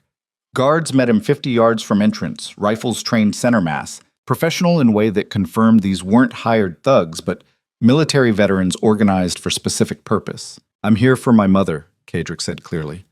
Alone is requested. Whatever you want to say, whatever confession you need, I'll give it. Just let her go unharmed. The guard said nothing, simply escorted him inside through doors that opened onto factory floor, transformed into tribunal. Torches lined the space. 20 men stood armed at intervals, each one representing house or interest that had suffered under Ashbourne control. And at the center, tied to chair on raised platform, was Eleanor. She looked beaten, bruised, but alive. Her eyes met Kaedric's with expression mixing relief and fury, and something else he couldn't immediately identify. Warning, maybe. Lord Chancellor Pembroke emerged from shadows at factory's far end, older than Kaedric remembered, thinner, but burning with rage that years hadn't diminished. Duke Ashbourne, he said, voice echoing through empty space. Or should I say former Duke? Stripped of empire, diminished in wealth, reduced to begging for family members' life. How does it feel to be powerless? Terrifying, Kaedric said honestly. And clarifying. Power I had wasn't worth what it cost. People it hurt. Lives it destroyed. Legacy it created. You wanted me broken? I'm broken. Empire is gone. Influence scattered. Everything my family built is dismantled. So if this is about revenge, you've already won. Let her go. You think this is about winning? Pembroke moved closer. This is about justice. About every lord you've humiliated, every family you've destroyed, every crime you committed while hiding behind wealth and influence. Tonight you answer for all of it. Then let me answer. Kedrick raised his hand slightly. You want confession, public acknowledgement? I'll give it. My father killed workers through deliberate safety violations, paid off families, buried evidence, built empire on bodies he made sure stayed buried deep enough no one questioned success. And I inherited that empire without questioning cost until it was too late. I am guilty of perpetuating system designed to crush anyone who challenged it. I am responsible for damage caused even after I knew better. So prosecute me, execute me if that's what justice requires. Just let my mother go. She's guilty of nothing except loving son who spent lifetime being monster. The confession rang through factory floor with weight of absolute honesty. Because it was true. All of it. And Pembroke recognized that truth with expression mixing satisfaction and confusion. You're not fighting, he said slowly. Not threatening, not even defending yourself. What happened to the Obsidian Duke who crushed anyone who challenged him? He learned that crushing people isn't actually strength. Kedrick's voice stayed level. That empire built on fear eventually collapses when fear is insufficient. That some costs are too high, no matter what you gain. So yes, I'm not fighting. Because fighting is what got everyone into this situation. Cycle of violence and retaliation that has consumed decades and destroyed dozens. I'm choosing to end that cycle by accepting consequence without escalation. You expect me to believe reformation this complete? I don't expect anything. Kedrick moved closer, drawing attention, playing his role perfectly. I'm just telling truth. You can accept it or reject it, kill me or release me. But either way, this ends tonight.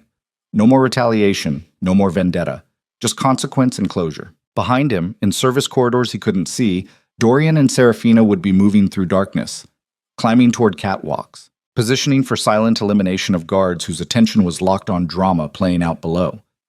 Timing was everything. Pembroke studied him with expression mixing hatred and uncertainty. You're very convincing, he said finally. Almost believable. But I know what you are, Ashbourne. I know the monster behind the Reformation performance. And I'm not releasing your mother until you confess to every crime specifically. Every family destroyed, every worker killed, every bribe paid. All of it. Public record. So the world knows exactly what House Ashbourne built its fortune on. Fine. Kedrick didn't hesitate. Where do you want me to start? The beginning. Pembroke gestured at surrounding men. Tell them how your grandfather bought his title through coal mine that collapsed killing 40 workers. How your father expanded through blackmail and coercion. How you maintained control through systematic destruction of anyone who challenged you. All of it. Every detail. Every crime. Every sin. And Kedrick began. He spoke for 30 minutes, recounting every atrocity he knew, every crime he'd participated in or inherited, every family destroyed through Ashbourne ambition. He didn't embellish, didn't minimize, just stated facts with clarity that came from months of examining those facts honestly. The men surrounding him listened with expressions mixing vindication and horror. Some had been victims themselves. Some had profited from similar methods. All recognized truth when they heard it. Somewhere above, in darkness and shadows, Dorian was eliminating guards with brutal efficiency while Serafina moved toward Eleanor's position through routes only architectural plans revealed. Kedrick couldn't see them, could only trust that partnership he'd built would hold under pressure, could only maintain performance that had transformed from tactic into confession into something closer to testimony. Because somewhere in the recitation of crimes, speaking them aloud in space where bodies had fallen, acknowledging cost without deflection or rationalization, he realized something fundamental. That accountability wasn't weakness. That admission of guilt was first step towards something better than what came before. That man who could look at own history and say I was wrong, I am responsible. I accept consequence was stronger than man who defended every choice through rationalization. His father would have burned this factory to ground rather than admit error. Kedrick stood in its center confessing everything while trusting others to execute rescue he couldn't accomplish alone. That was evolution. Painful, humiliating, absolutely necessary. Above them, subtle sounds began. Not loud enough to draw attention, but present enough that trained ear might notice. Guard on western catwalk suddenly absent. Shadow moving where shadow shouldn't move. Serafina's figure barely visible in torchlight reflected off broken machinery. Pembroke was too focused on Kedrick's confession to notice, but Eleanor saw. And for the first time since Kedrick entered, she smiled slightly. Then chaos exploded. Dorian dropped from catwalk directly onto Eastern Guard position, blade work transforming space into abattoir before alarm could be raised. Serafina reached Eleanor, cutting her bonds with efficiency that came from practice rather than experience, and Pembroke realized he'd been played exactly 1 second too late. "Kill them!" he screamed. "Kill them all!" Kedrick moved. The knife at his back came out in single fluid motion, crossing distance between him and Pembroke in heartbeat. Not to kill, to disable. Blade entering shoulder rather than throat, dropping the Lord Chancellor without making him martyr. Around them, factory floor transformed into war zone. Guards converging, Dorian fighting 3 simultaneously. Serafina covering Eleanor's retreat toward service entrance.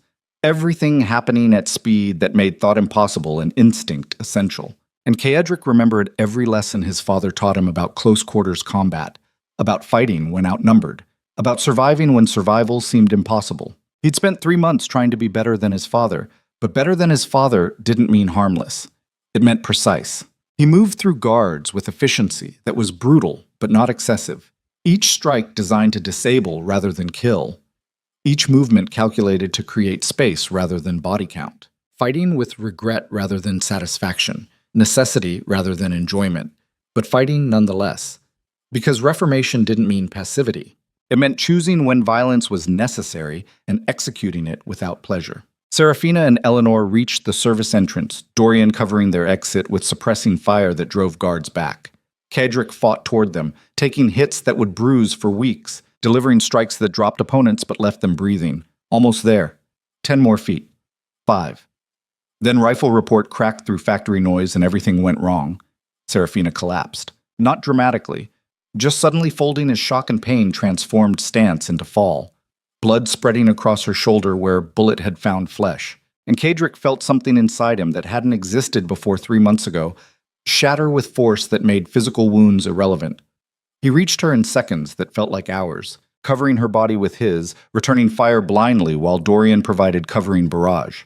Eleanor was screaming, guards were closing, exit was compromised, and Serafina was bleeding in his arms, looking at him with expression mixing pain and absolute trust that he'd get her out of this. Partnership meant mutual protection, meant facing consequences together, meant neither of them dying alone in factory built on blood. Kaedric lifted her, felt her gasp of pain, and ran for service entrance, while Dorian maintained defensive fire that turned pursuit into casualties. They hit corridor at full sprint, guards behind them, exit ahead, Serafina's blood soaking his shirt while she stayed conscious through willpower alone. Almost there. Almost safe. Then door ahead burst open, and Marcus stood there with pistol aimed directly at Kaedric's chest. His secretary, his trusted advisor, his friend for 6 years, standing between them and freedom with expression mixing regret and absolute determination. "I'm sorry, Your Grace," Marcus said quietly, "but this is where it ends. For all of you." Time fractured into heartbeats when Marcus stood blocking their escape, pistol steady despite expression carrying weight of betrayal, and something worse, inevitability. Behind them, factory floor echoed with guards regrouping, voices shouting coordinates, boots hammering stone. Ahead, the man Kaedric had trusted with Empire's most intimate secrets held their survival in hands that trembled just enough to be human. Serafina's blood soaked through Kaedric's shirt where he held her against his chest, feeling her breath come shallow and fast against his neck. Eleanor stood frozen behind them. Dorian had pistol half raised but couldn't fire without hitting Marcus or compromising their only exit route. And Kaedric felt something in his chest that wasn't panic or rage, but cold acceptance of pattern. He should have seen months ago when Whitmore confessed, that betrayal from those closest cuts deepest. Not because it's unexpected, but because some part of you always knew, and chose to ignore the signs because acknowledging them meant admitting you'd been wrong about fundamental judgments. "Marcus," he said quietly. His voice stayed level despite Serafina's weight in his arms, and blood loss making her body feel heavier with each second. "You don't want to do this. You're right. Marcus's gun didn't waver. I don't want to. But necessity doesn't care about preference. You taught me that 6 years ago when you ordered me to destroy Lord Harrington's reputation because he questioned your father's accounting practices. Remember? You said sometimes good people do ugly things because the alternative is worse. Well, Your Grace, I've decided the alternative of letting you leave here is worse than shooting you in this corridor." The guards were closing, maybe 30 seconds before they rounded corner and made conversation academic through overwhelming firepower. What did they offer you? Kedrick asked. What's worth 6 years of loyalty? They didn't offer me anything. Marcus's voice carried edge. They showed me what you refused to see. That reformation you've been performing? It's temporary. Performance designed to rebuild reputation so you can consolidate power again. Every broken man says he's changed when empire collapses.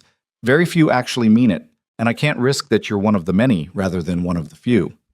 So you allied with Pembroke? With coalition built on revenge rather than justice? I allied with future that doesn't include Ashbourne dominance. Marcus shifted slightly. Your family has controlled northern England for 3 generations through brutality dressed as business. Your father was monster. You were calculating machine who learned to fake humanity.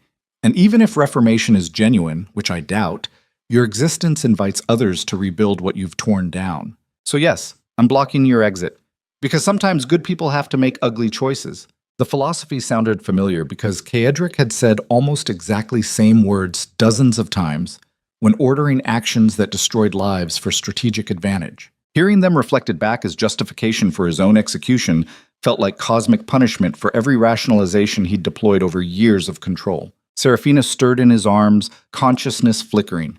Her hand found his with pressure that communicated she was still present, still fighting, still trusting him to navigate impossible situation. And Kedrick realized that man he'd been 6 months ago would have already killed Marcus without hesitation, would have calculated that friendship was tactical liability when it conflicted with survival, would have executed without regret because hesitation got you killed. But 3 months of collapse had taught him that some calculations destroyed what made survival worth achieving. That killing Marcus might save their immediate situation, but would confirm every fear his secretary harbored about whether reformation was genuine. That proving you've changed requires acting differently, even when reverting to old patterns would be strategically optimal. You're wrong about one thing, Kedrick said quietly. I'm not performing reformation. I'm living it badly. Making mistakes.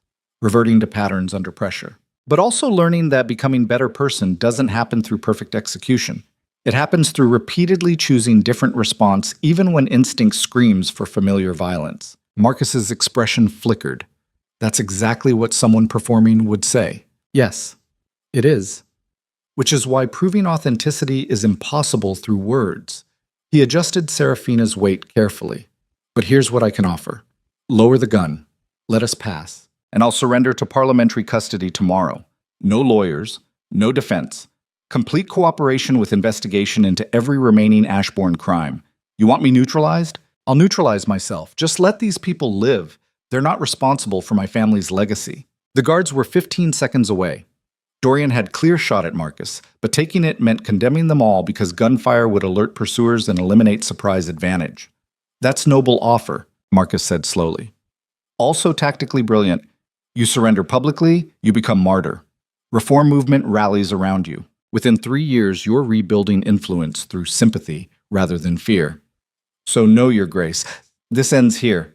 Tonight, permanently. His finger tightened on trigger, and Eleanor stepped between them. Kedrick's mother moved with speed that belied her years in recent captivity, positioning herself directly in firing line with expression, mixing maternal protection and something fiercer, absolute rejection of inevitability. If you're going to kill my son, Marcus, you'll do it after killing me. She stood perfectly straight despite bruises and exhaustion. And before you pull that trigger, understand what you're actually doing. You're not preventing future tyranny.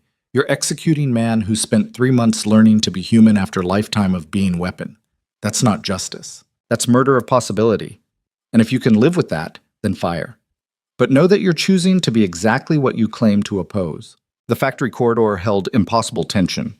Guards approaching. Marcus's hand trembling, Serafina bleeding, time collapsing into single moment where every choice led to catastrophe. Then Dorian spoke with voice-carrying weight of man who'd seen too much violence to romanticize it anymore. Marcus, I've watched Duke Ashbourne longer than you, fought beside him, killed for him, watched him destroy enemies without mercy. And I've also watched him change in ways that terrify him precisely because they're genuine. You want proof? He let Whitmore go. Man who destroyed his empire walked away alive because your grace acknowledged legitimate grievance. That's not performance. That's evolution so fundamental it contradicts every survival instinct he's cultivated. Marcus looked between them, calculation visible in his expression. The gun stayed raised, but certainty had fractured into doubt. And Kadrick understood in that moment that survival sometimes required offering something more valuable than strategic advantage, required vulnerability so absolute it bordered on suicide, required trusting that humanity he'd been cultivating had actually taken root deep enough to withstand exposure. "You're right to doubt me," he said quietly. "Right to fear I'll revert. Right to believe reformation might be performance. Because I doubt it too. Fear it. Question whether I'm actually changing or just adapting tactics. But here's what I know absolutely. The woman in my arms is bleeding because she chose partnership with me. My mother is standing in firing line because she believes possibility matters more than certainty.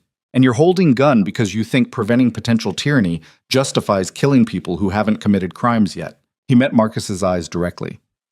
"So, decide.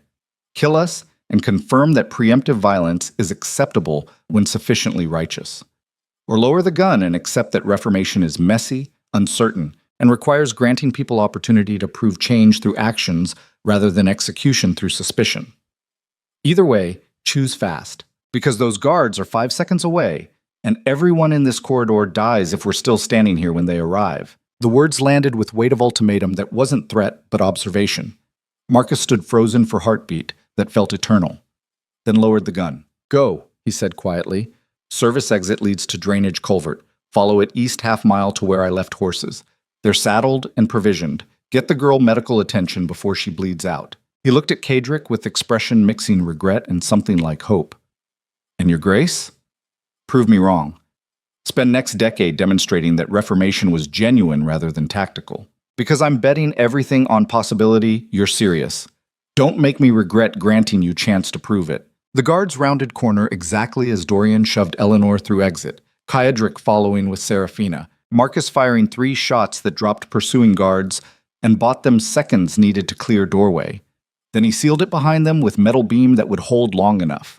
They ran through drainage culvert with Serafina barely conscious, Eleanor supporting herself through willpower alone, Dorian covering rear with remaining ammunition. The culvert stank of industrial waste and old darkness, water ankle-deep and cold enough to shock nervous system into temporary alertness. Half-mile felt infinite when carrying wounded partner and elderly mother, while pursuit echoed through enclosed space. But horses materialized exactly where Marcus promised, and Kadrick lifted Serafina into saddle with movements that sent pain shooting through her shoulder based on sharp intake of breath she couldn't suppress. "We need doctor," Eleanor said, her voice carrying authority that transcended exhaustion. "That wound requires immediate treatment." "I know someone," Dorian replied. 20 miles south. Physician who owes me considerable favor and asks no questions." He helped Serafina mount, then Eleanor, then swung onto his own horse. "But we need to move now before they organize pursuit with dogs." They rode into darkness with urgency that pushed horses close to limit, Kadrick keeping Serafina positioned in front of him so her weight wouldn't stress wounded shoulder, feeling her pulse against his chest and counting each heartbeat as reassurance she was still alive, still present, still fighting. The landscape blurred into nightmare geography of moonlit fields and shadowed forests, time marked only by hoofbeats and Serafina's breathing and his own heartbeat thundering counterpoint to both. She spoke once during ride, voice barely audible over wind and motion. "You didn't kill Marcus." "No." "Why not?" "Because killing him would have confirmed everything he feared about me." Her blood was warm against his hands where he held her steady. "And because reformation requires proving change through choices that contradict instinct, even when those choices might get us killed. That's either very wise or very stupid, probably both." He held her tighter. "Don't die. That's not request. That's demand. Demanding things from me again?" Slight smile in her voice, despite pain. "Thought we established that's controlling behavior. Sue me for reverting under pressure. Just stay conscious long enough we can argue about my psychological regression properly." "Deal." She said nothing else, but her hand found his and squeezed once with strength that felt like promise. "Mich." The physician's cottage appeared after a ride that felt like years compressed into hours. Dorian hammered on door until elderly man emerged with expression mixing irritation and recognition that transformed into professional focus moment. He saw Serafina's condition. Inside. Quickly. He cleared table with efficiency that came from decades treating injuries in circumstances that required discretion. "Lay her here. Someone boil water. I need light. More light. Move." They worked through night with precision that left no room for emotion. The physician, Dr. Westwood, though Kaedric suspected that wasn't his real name, extracted bullet, cleaned wound, stitched with careful precision, while Seraphina bit leather strap and endured with fortitude that made Kedric's chest ache watching her. Eleanor sat in corner being treated by Westwood's assistant, an older woman who worked without speaking, cleaning wounds and applying poultices with practiced hands. And Kaedric stood against wall, feeling useless in ways that violated every instinct toward action. He couldn't calculate solution to bullet wound, couldn't threaten injury into healing, couldn't control outcome through force of will, could only wait while other people worked to save woman he'd nearly gotten killed through strategic calculation that put her in firing line. The realization that partnership sometimes meant accepting helplessness was devastating for a man who'd spent lifetime avoiding vulnerability through absolute control. Dorian stood beside him, equally useless, watching with expression that suggested he was processing similar thoughts about limits of violence as solution. "You did well back there," Dorian said quietly, "with Marcus." Walking away from kill shot when taking it would have been justified. Justified doesn't make it right. Kaedric kept his eyes on Seraphina's unconscious form. "I've spent lifetime justifying actions that were strategically sound but ethically bankrupt. Tonight was first time I chose ethics over strategy when stakes were lethal. No idea if that was growth or just different flavor of self-destruction. It was growth. Trust someone who's watched you longer than anyone except your mother. What you did tonight, letting Marcus go, prioritizing Seraphina over tactical advantage, accepting vulnerability instead of imposing control, that's not performance. That's fundamental shift in how you process decisions. Feels like weakness. That's because you've spent lifetime equating vulnerability with failure." Dorian crossed his arms. "But strength isn't refusing to break. It's breaking and choosing to rebuild better. You've broken, Your Grace, multiple times over past 3 months, and every time you've chosen reconstruction that contradicts your father's blueprint. That's not weakness. That's revolution. Revolution feels remarkably like dying slowly, while people you care about bleed on tables and enemies organize pursuit. Welcome to being human." Dorian's smile held no humor. "It's miserable, terrifying, and infinitely more worthwhile than being perfect machine who never risks caring." They fell silent while Westwood worked, night stretching toward dawn through windows that showed landscape slowly illuminating under sun that rose regardless of human drama playing out in cottage that smelled of blood and antiseptic. Finally, Westwood straightened, wiping hands on cloth.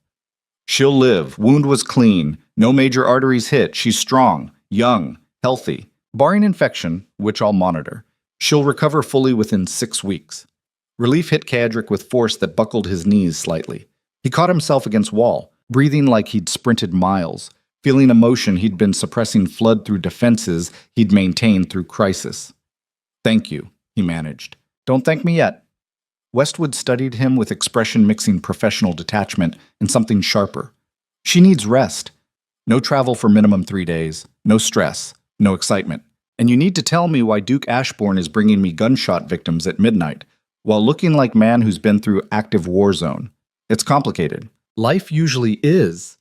The physician moved to wash his hands. "But understand this clearly. I'm harboring fugitives based on debt to Dorian and professional ethics that say I treat injured regardless of politics. That protection extends 3 days. After that, you need different shelter because my neutrality has limits, and those limits end where pursuit brings violence to my door." "Understood." Kaedric moved to Seraphina's side, taking her hand carefully. 3 days. Then we disappear." "Disappear where?" Eleanor spoke from corner where assistant had finished treatment. "Every safe house you controlled is compromised. Every ally is suspect. Parliamentary investigation makes you toxic. And coalition huntingness has resources to search systematically. You can't run forever when they have time and motivation." "Then we don't run." Kedrick kept his eyes on Seraphina's unconscious face, memorizing details like man storing images against future absence. "We surrender. On our terms. At location of our choosing. But surrender nonetheless." "That's suicide," Dorian said flatly. "Pembroke's coalition will ensure trial is execution with judicial window dressing." "Maybe." Kaedric's voice stayed level. "But continuing to run requires resources we don't have and endangers anyone who shelters us. Fighting requires army we can't assemble and would get hundreds killed. So we choose third option. We surrender publicly, demand trial, and force them to prosecute in daylight under parliamentary observation. Make it legitimate legal proceeding instead of vendetta. They'll still convict you," Eleanor said quietly. Evidence exists. Documentation is real. Your father's crimes are provable. And you've admitted complicity publicly. Yes, they will. He finally looked up. But conviction through proper trial is different than execution in factory. One legitimizes reformation by acknowledging guilt and accepting consequence. Other just makes me martyr for cause I don't actually believe in. I'd rather live or die honestly than preserve life through continued deception. The words would have been incomprehensible 6 months ago when survival was only metric that mattered and methods were whatever produced optimal outcome. But sitting in cottage watching sunrise while woman he loved recovered from bullet wound acquired because she'd partnered with him, Kadrick understood that survival without integrity wasn't actually survival. It was just extended dying while pretending you were alive. Better to face consequence and know you'd stopped running from accountability. Better to accept punishment and demonstrate reformation was genuine, even if demonstration required sacrifice. Better to die honestly than live as ghost of man you'd been pretending to outgrow. That wasn't weakness. That was first actual strength he'd ever displayed. The strength to stop being strong in ways that required constant violence to maintain. They stayed 3 days, as Westwood insisted, time marked by Seraphina's gradual return to consciousness and Eleanor's surprising vitality despite captivity and violence. The cottage existed outside normal time, suspended moment where pursuit hadn't yet caught them and future hadn't yet arrived. Kadrick spent hours sitting beside Seraphina's bed, watching her sleep, occasionally reading aloud from books Westwood provided because silence felt heavier than words. He read philosophy mostly, Locke's treatises on government that had started their debates, Mill's essays on liberty, Kant's examinations of moral law. The same works he'd annotated with rationalizations for power now read differently through lens of collapse and reformation. What had seemed like intellectual justification for control now revealed itself as warning about how easily philosophy becomes excuse for exactly what it claims to critique. On second day, Seraphina woke fully and coherent. Her eyes found his immediately with expression, mixing relief and question that he answered by squeezing her hand gently. "We made it," he said quietly. "You're safe. Healing. We have time." "How much time?" "Enough." He helped her sit up carefully. "Westwood says you'll recover fully. No permanent damage beyond scar and story. What happens after recovery?" "We surrender. Turn ourselves in. Face trial for whatever charges they bring." He said it calmly, watching her process implications. "It's only move that doesn't require running forever or fighting war we can't win." She studied his face for a long moment. "You're serious?" "Completely. Surrender is only option that demonstrates reformation isn't tactical, that we're accepting consequence rather than evading it, that whatever I've become over past 3 months is genuine enough to face legal accountability." "That's insane." Her voice carried strength despite weakness. "They'll convict you, probably execute you. You're choosing death over survival. I'm choosing integrity over existence." He brushed hair from her face with tenderness that still felt foreign despite months of practice. "And if that means execution, at least I die as person. I'm trying to become, rather than monster I was. That's better ending than running until age or enemies catch up anyway." Seraphina looked at him with expression he couldn't fully read. "You've changed. Not just surface performance, something fundamental." 3 months of losing everything tends to shift perspective. He smiled without humor. "Turns out empire built on brutality isn't actually worth defending once you see the brutality clearly. And woman who forces you to see clearly changes you in ways that can't be reversed, even when reversal would be strategically optimal." "So what now?" "Now we rest, heal, prepare whatever defense we can mount, and we face consequence together." He squeezed her hand. "Partnership means not abandoning you when stakes get lethal. Even if partnership itself is what made stakes lethal. You're blaming yourself for me getting shot. I'm acknowledging causal chain. I brought you into conflict. You got wounded. That's my responsibility, regardless of whether you chose to come. That's guilt dressed as accountability." She shifted slightly, wincing. "I made choice. Accepted risk. Got unlucky with bullet trajectory. That's consequence of my decision, not yours. Stop trying to own every outcome. That's control behavior you're supposed to be unlearning." The observation landed because it was accurate. Kadrick was reverting to pattern of assuming responsibility for everything as mechanism to maintain illusion of control. That she could still identify his patterns while recovering from gunshot spoke to how deeply she'd learned to read him. You're right, he said finally. I'm regressing. Fear tends to trigger old responses. Then let me help you not regress. She moved her hand to his face. We face this together. We survive together or fall together. But you don't carry everything alone anymore. That's what partnership means when tested. He leaned into her touch, closing his eyes, letting himself feel vulnerability without trying to rationalize it as tactical weakness to be eliminated. And for the first time in memory, Kaedric allowed himself to simply be present without calculating next move, without strategizing optimal outcome, without maintaining defenses against emotions that made him human instead of machine. It was terrifying. It was necessary. It was beginning of actual healing rather than just tactical recovery.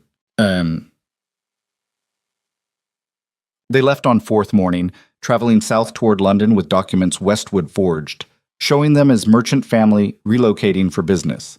The physician accepted no payment, just extracted promise from Dorian that he'd return favor someday when circumstances made it possible. The road to London stretched through countryside that seemed indifferent to human drama. Fields and villages continuing their cycles regardless of parliamentary investigations or industrial collapse. They rode at moderate pace. 3 days of travel that gave Seraphina time to recover strength and Kaedric time to prepare mentally for surrender that would either legitimize reformation or confirm everyone's suspicions. It was performance. Eleanor rode with surprising stamina, occasionally offering observations about landscape or asking questions about their plan that revealed she was mentally constructing legal defense, even while pretending casual conversation. On third night, camped in woods outside village, whose name they never learned, his mother approached while Seraphina and Dorian slept. You're planning to take responsibility for your father's crimes, she said without preamble. Full confession, maximum accountability. Yes, that's noble and stupid. She sat beside him near fire burning low enough to provide warmth without advertising their position. Your father committed those atrocities. You inherited consequences but not guilt. There's legal distinction. Legal distinction doesn't matter.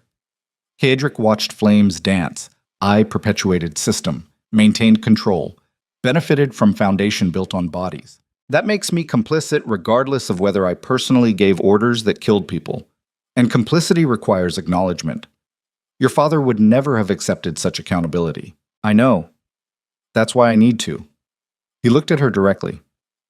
I've spent 3 months trying to become a different person than he was. Better person. But better doesn't mean anything if I only display it when convenient. It means accepting consequence even when acceptance costs everything. Eleanor was quiet for a long moment. I'm proud of you, she said finally. Terrified for your future. Uncertain whether reformation will survive trial. But proud that you're trying to be man your father could never become. The words hit harder than expected, because approval from woman who'd helped build empire, he was now dismantling carried weight of validation he hadn't realized he needed. Did you know? He asked quietly. About the workers. About the safety violations. About Whitmore's son. Yes? Her voice carried no defensiveness. I knew. Approved some decisions, advised others. I'm as complicit as you are. More, perhaps. Because I was adult when choices were made rather than child inheriting consequences.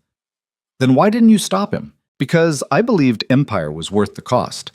That accumulation justified methodology. That we were building legacy that would last generations. She stared into fire. I was wrong. Legacy built on bodies doesn't last. It collapses the moment someone examines foundation clearly. And I helped build something that poisoned my son's soul in service of wealth that proved meaningless the moment it was tested. Are you surrendering too? If it would help your case, yes. But my surrender would be seen as elderly woman seeking sympathy. Yours as man accepting responsibility at peak of capability. More powerful demonstration. So no, I'll testify as witness. Provide documentation. Corroborate your confession.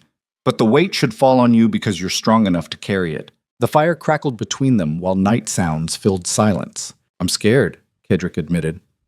First time he'd said words aloud, terrified of trial, execution, failure, of discovering that reformation was just performance convincing enough I believed my own act. That's human. Eleanor touched his shoulder. Your father was never scared because he never questioned himself. You're scared because you do question. That difference is everything. And whatever happens in London, conviction or acquittal, execution or exile, you'll face it as person rather than monster. That's victory regardless of verdict. They sat together while fire burned down, and Kaedric processed that perhaps courage wasn't absence of fear, but choosing action despite terror that paralyzed. That facing trial knowing conviction was likely took more strength than avoiding accountability through strategic evasion. That dying honestly was harder than living dishonestly, but left something worth remembering beyond just existence. Quote, they reached London on sixth day, entering through southern gates with papers that passed inspection despite scrutiny. The city had changed in months since Kaedric's departure, felt more vibrant somehow, less oppressed by industrial dominance that had characterized Ashbourne control. They secured lodging at modest inn using false names and remaining funds. Then Kaedric drafted formal letter to Parliament requesting trial, admitting complicity in industrial crimes, and offering full cooperation with investigation in exchange for legal proceeding rather than extrajudicial execution. He sent it via courier to Speaker of Commons, then waited. 3 days later, response arrived. Parliament granted request with conditions. Trial would be public. Documentation would be examined in full parliamentary session. Witnesses would include victims of Ashbourne practices. Verdict would be binding without appeal. And Kaedric would surrender immediately to custody pending trial rather than remaining free until proceedings began. He accepted all conditions. The morning he turned himself in, Serafina insisted on accompanying him to courthouse where custody would begin. They walked through London streets that watched with curiosity and hostility mixed, word having spread that Duke Ashbourne was voluntarily surrendering for trial. At courthouse steps, she stopped him with hand on his arm. Whatever happens, she said quietly, you've already won. You've become person capable of facing consequence. That's more remarkable than anything your father accomplished through decades of control. I don't feel like I've won anything. Kaedric looked at building ahead that represented judgment he'd spent lifetime avoiding. Feel like I'm walking into execution while pretending it's transformation. Maybe they're the same thing. She squeezed his arm. Death of person you were. Birth of person you were becoming. Transformation always feels like dying to parts that can't survive change. He kissed her then, public display that would have horrified him 6 months ago, not caring who witnessed or what it communicated beyond simple truth that she mattered more than appearance. When they separated, she smiled despite tears. Go prove them wrong about you. Prove Marcus wrong. Prove everyone wrong who thinks reformation was performance. And if you can't, if verdict is death, know that you died better man than you lived as. He left her standing on courthouse steps and walked into custody that felt simultaneously like surrender and liberation, giving up control that had never been sustainable and accepting accountability he'd spent lifetime avoiding. The trial lasted 3 weeks. Parliamentary chamber filled daily with observers who watched prosecution present documentation of Ashbourne crimes spanning 4 decades. Witness after witness testified about factory deaths, coerced contracts, systematic brutality disguised as business practice. Kaedric didn't contest facts, didn't deflect blame, didn't employ legal technicalities that might have reduced charges. He simply acknowledged truth and accepted responsibility. His defense consisted of single argument. That man who commits crimes while believing them justified is dangerous, but man who recognizes crimes and accepts consequence is capable of reformation. That punishing possibility of change prevents anyone from attempting it. That justice should balance accountability with acknowledgement that humans evolve. It was honest defense that offered no excuses, and Parliament didn't know how to process honesty from man they'd expected to fight every charge. Verdict came on 21st day. Guilty on 17 counts of criminal negligence, industrial endangerment, coerced contracts, and conspiracy to conceal corporate crimes. Sentencing would follow deliberation about appropriate consequence that balanced accountability with unprecedented cooperation. Kaedric stood as verdict was read, feeling weight of judgment settle over him like physical presence. Not crushing, just present.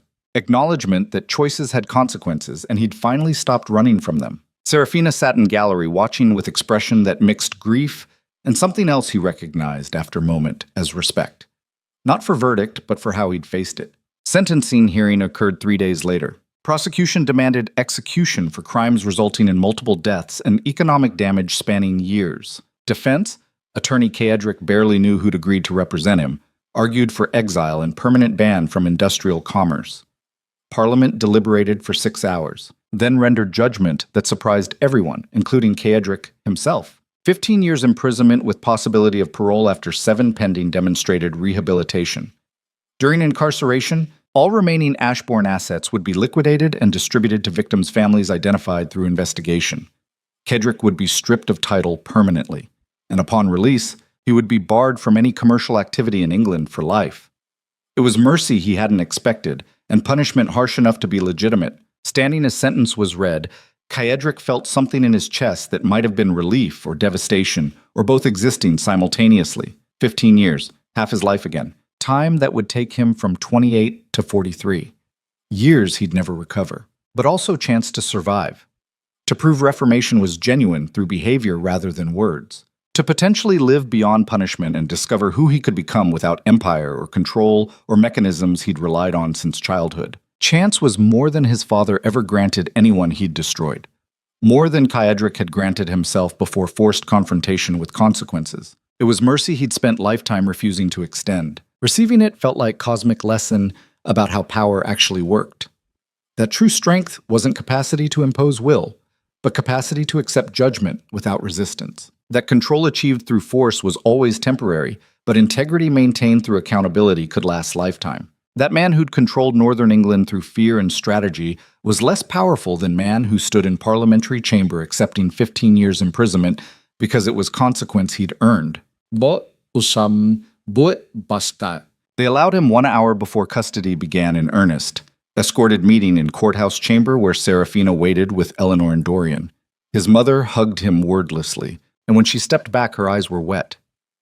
15 years, she said quietly. That's lifetime. You'll be a different person when released. That's the goal. Kedrick managed small smile. Become someone worth becoming instead of continuing to be person I've been. I'll maintain what remains of estate. Ensure you have resources when released. Advocate for early parole when possible. Don't. He touched her hand. Let it all go. Distribute assets as sentence mandates. When I'm released, I want to build something from nothing rather than inheriting anything. That's the only way to know whether I've actually changed versus just adapting tactics. That's remarkably principled for a man facing 15 years in prison. Prison gives me time to discover whether principles are genuine or just sophisticated performance. He squeezed her hand once more. Thank you for believing possibility was worth granting chance. Eleanor left with Dorian, who clasped Kedrick's shoulder wordlessly before departing, leaving him alone with Serafina for final minutes before guards returned. She stood by window overlooking London streets, not speaking, and Kedrick moved to stand beside her absorbing presence, like man, memorizing landscape before deployment. I won't ask you to wait, he said quietly. 15 years is too long. You should build life without anchoring it to man in prison who might not survive long enough to demonstrate reformation was real. You don't get to decide that. She turned to face him. I'll wait if I choose to wait. Visit if I choose to visit. Move on if I choose to move on. But the choice is mine, not yours. You don't protect me by making decisions about my life. The observation was sharp and accurate and exactly what he needed to hear. You're right, he said. I'm reverting to control patterns again. You're scared. She touched his face. That's human. But scared doesn't mean you revert to protection through isolation. It means you trust that people who care about you will choose their own relationship to your incarceration. I don't deserve that trust. Probably not. Small smile. But I'm giving it anyway because that's what partnership means. You don't earn it through perfect behavior. You build it through mutual choice to remain connected despite circumstances that make connection difficult. 15 years is beyond difficult. Then we'll see how strong partnership actually is when tested across time and distance. Her hand moved to his chest. I'm not promising I'll wait entire 15 years unchanged. I'm promising I won't abandon you just because you're incarcerated. That feels like meaningful distinction. It is. He covered her hand with his. More meaningful than anything I've received in lifetime of demanding loyalty. Then take it into prison with you. Let it remind you that you're not alone even when alone. That reformation has witnesses beyond yourself. That becoming a better person matters to people beyond yourself. She kissed him once more, gentle but carrying weight of promise that transcended vocabulary. When guards returned to escort him to transport, Kedrick walked away from freedom and woman he loved and life he'd known toward punishment he'd earned in future he couldn't predict. But he walked upright, without resistance, accepting consequence without rationalization for first time in memory. And if that wasn't redemption, it was at least honest step toward possibility of redemption, which was beginning he'd never allowed himself before. The prison transport rolled through London streets while sun set over city that would continue without his influence or control or presence. 15 years stretched ahead like territory unmapped by anything except commitment to become person worth releasing. He'd been Duke, been monster, been calculating machine optimized for control. Now he'd learn whether he could be human, whether reformation survived when tested across years rather than months, whether man who'd controlled everything could survive having nothing except commitment to change. The outcome wasn't certain, but certainty had never been actual strength anyway. Just illusion that prevented growth through comfort of never being tested. Discomfort was where transformation lived. Prison would provide discomfort in abundance. And Kadric discovered that facing 15 years of consequence with integrity felt more powerful than any empire he'd controlled through fear. Not because it was easy, because it was true. And truth, it turned out, was only foundation strong enough to build life upon when everything else collapsed. The Obsidian Duke was gone. What remained was man named Kadric, learning to be human in ways that required giving up every defense mechanism that had made him dangerous. That was a terrifying journey, but also the only one worth surviving. Samtits. Years later, when prison sentence had been survived and parole granted and life rebuilt from nothing, Kedrick would stand with Seraphina in modest house they'd built together through labor rather than inheritance, watching sun rise over landscape that belonged to no one, and he would finally understand what his father never learned. That power measured in control was always temporary, but power measured in capacity to change, to grow, to become better than you were, that was permanent. That surviving loss of everything revealed what mattered beyond empire and wealth and dominance. That person who stayed when you had nothing was infinitely more valuable than thousands who knelt when you had everything. That becoming human after a lifetime of being weapon was hardest thing he'd ever accomplished, and only thing actually worth accomplishing. The Ashbourne name ended with his incarceration, but the person he'd become outlasted any legacy his father built. And that was victory no trial could take away. No verdict could diminish, no empire could match. Just man and woman who'd learned that partnership survived when nothing else did. That reformation was possible even for monsters. That accountability was beginning rather than ending. And that sometimes losing everything was only way to discover what you actually needed. The sun continued rising. Life continued moving. And Kadric Ashbourne, no longer Duke, no longer Obsidian, just human learning to be human, discovered that was enough. More than enough. Everything.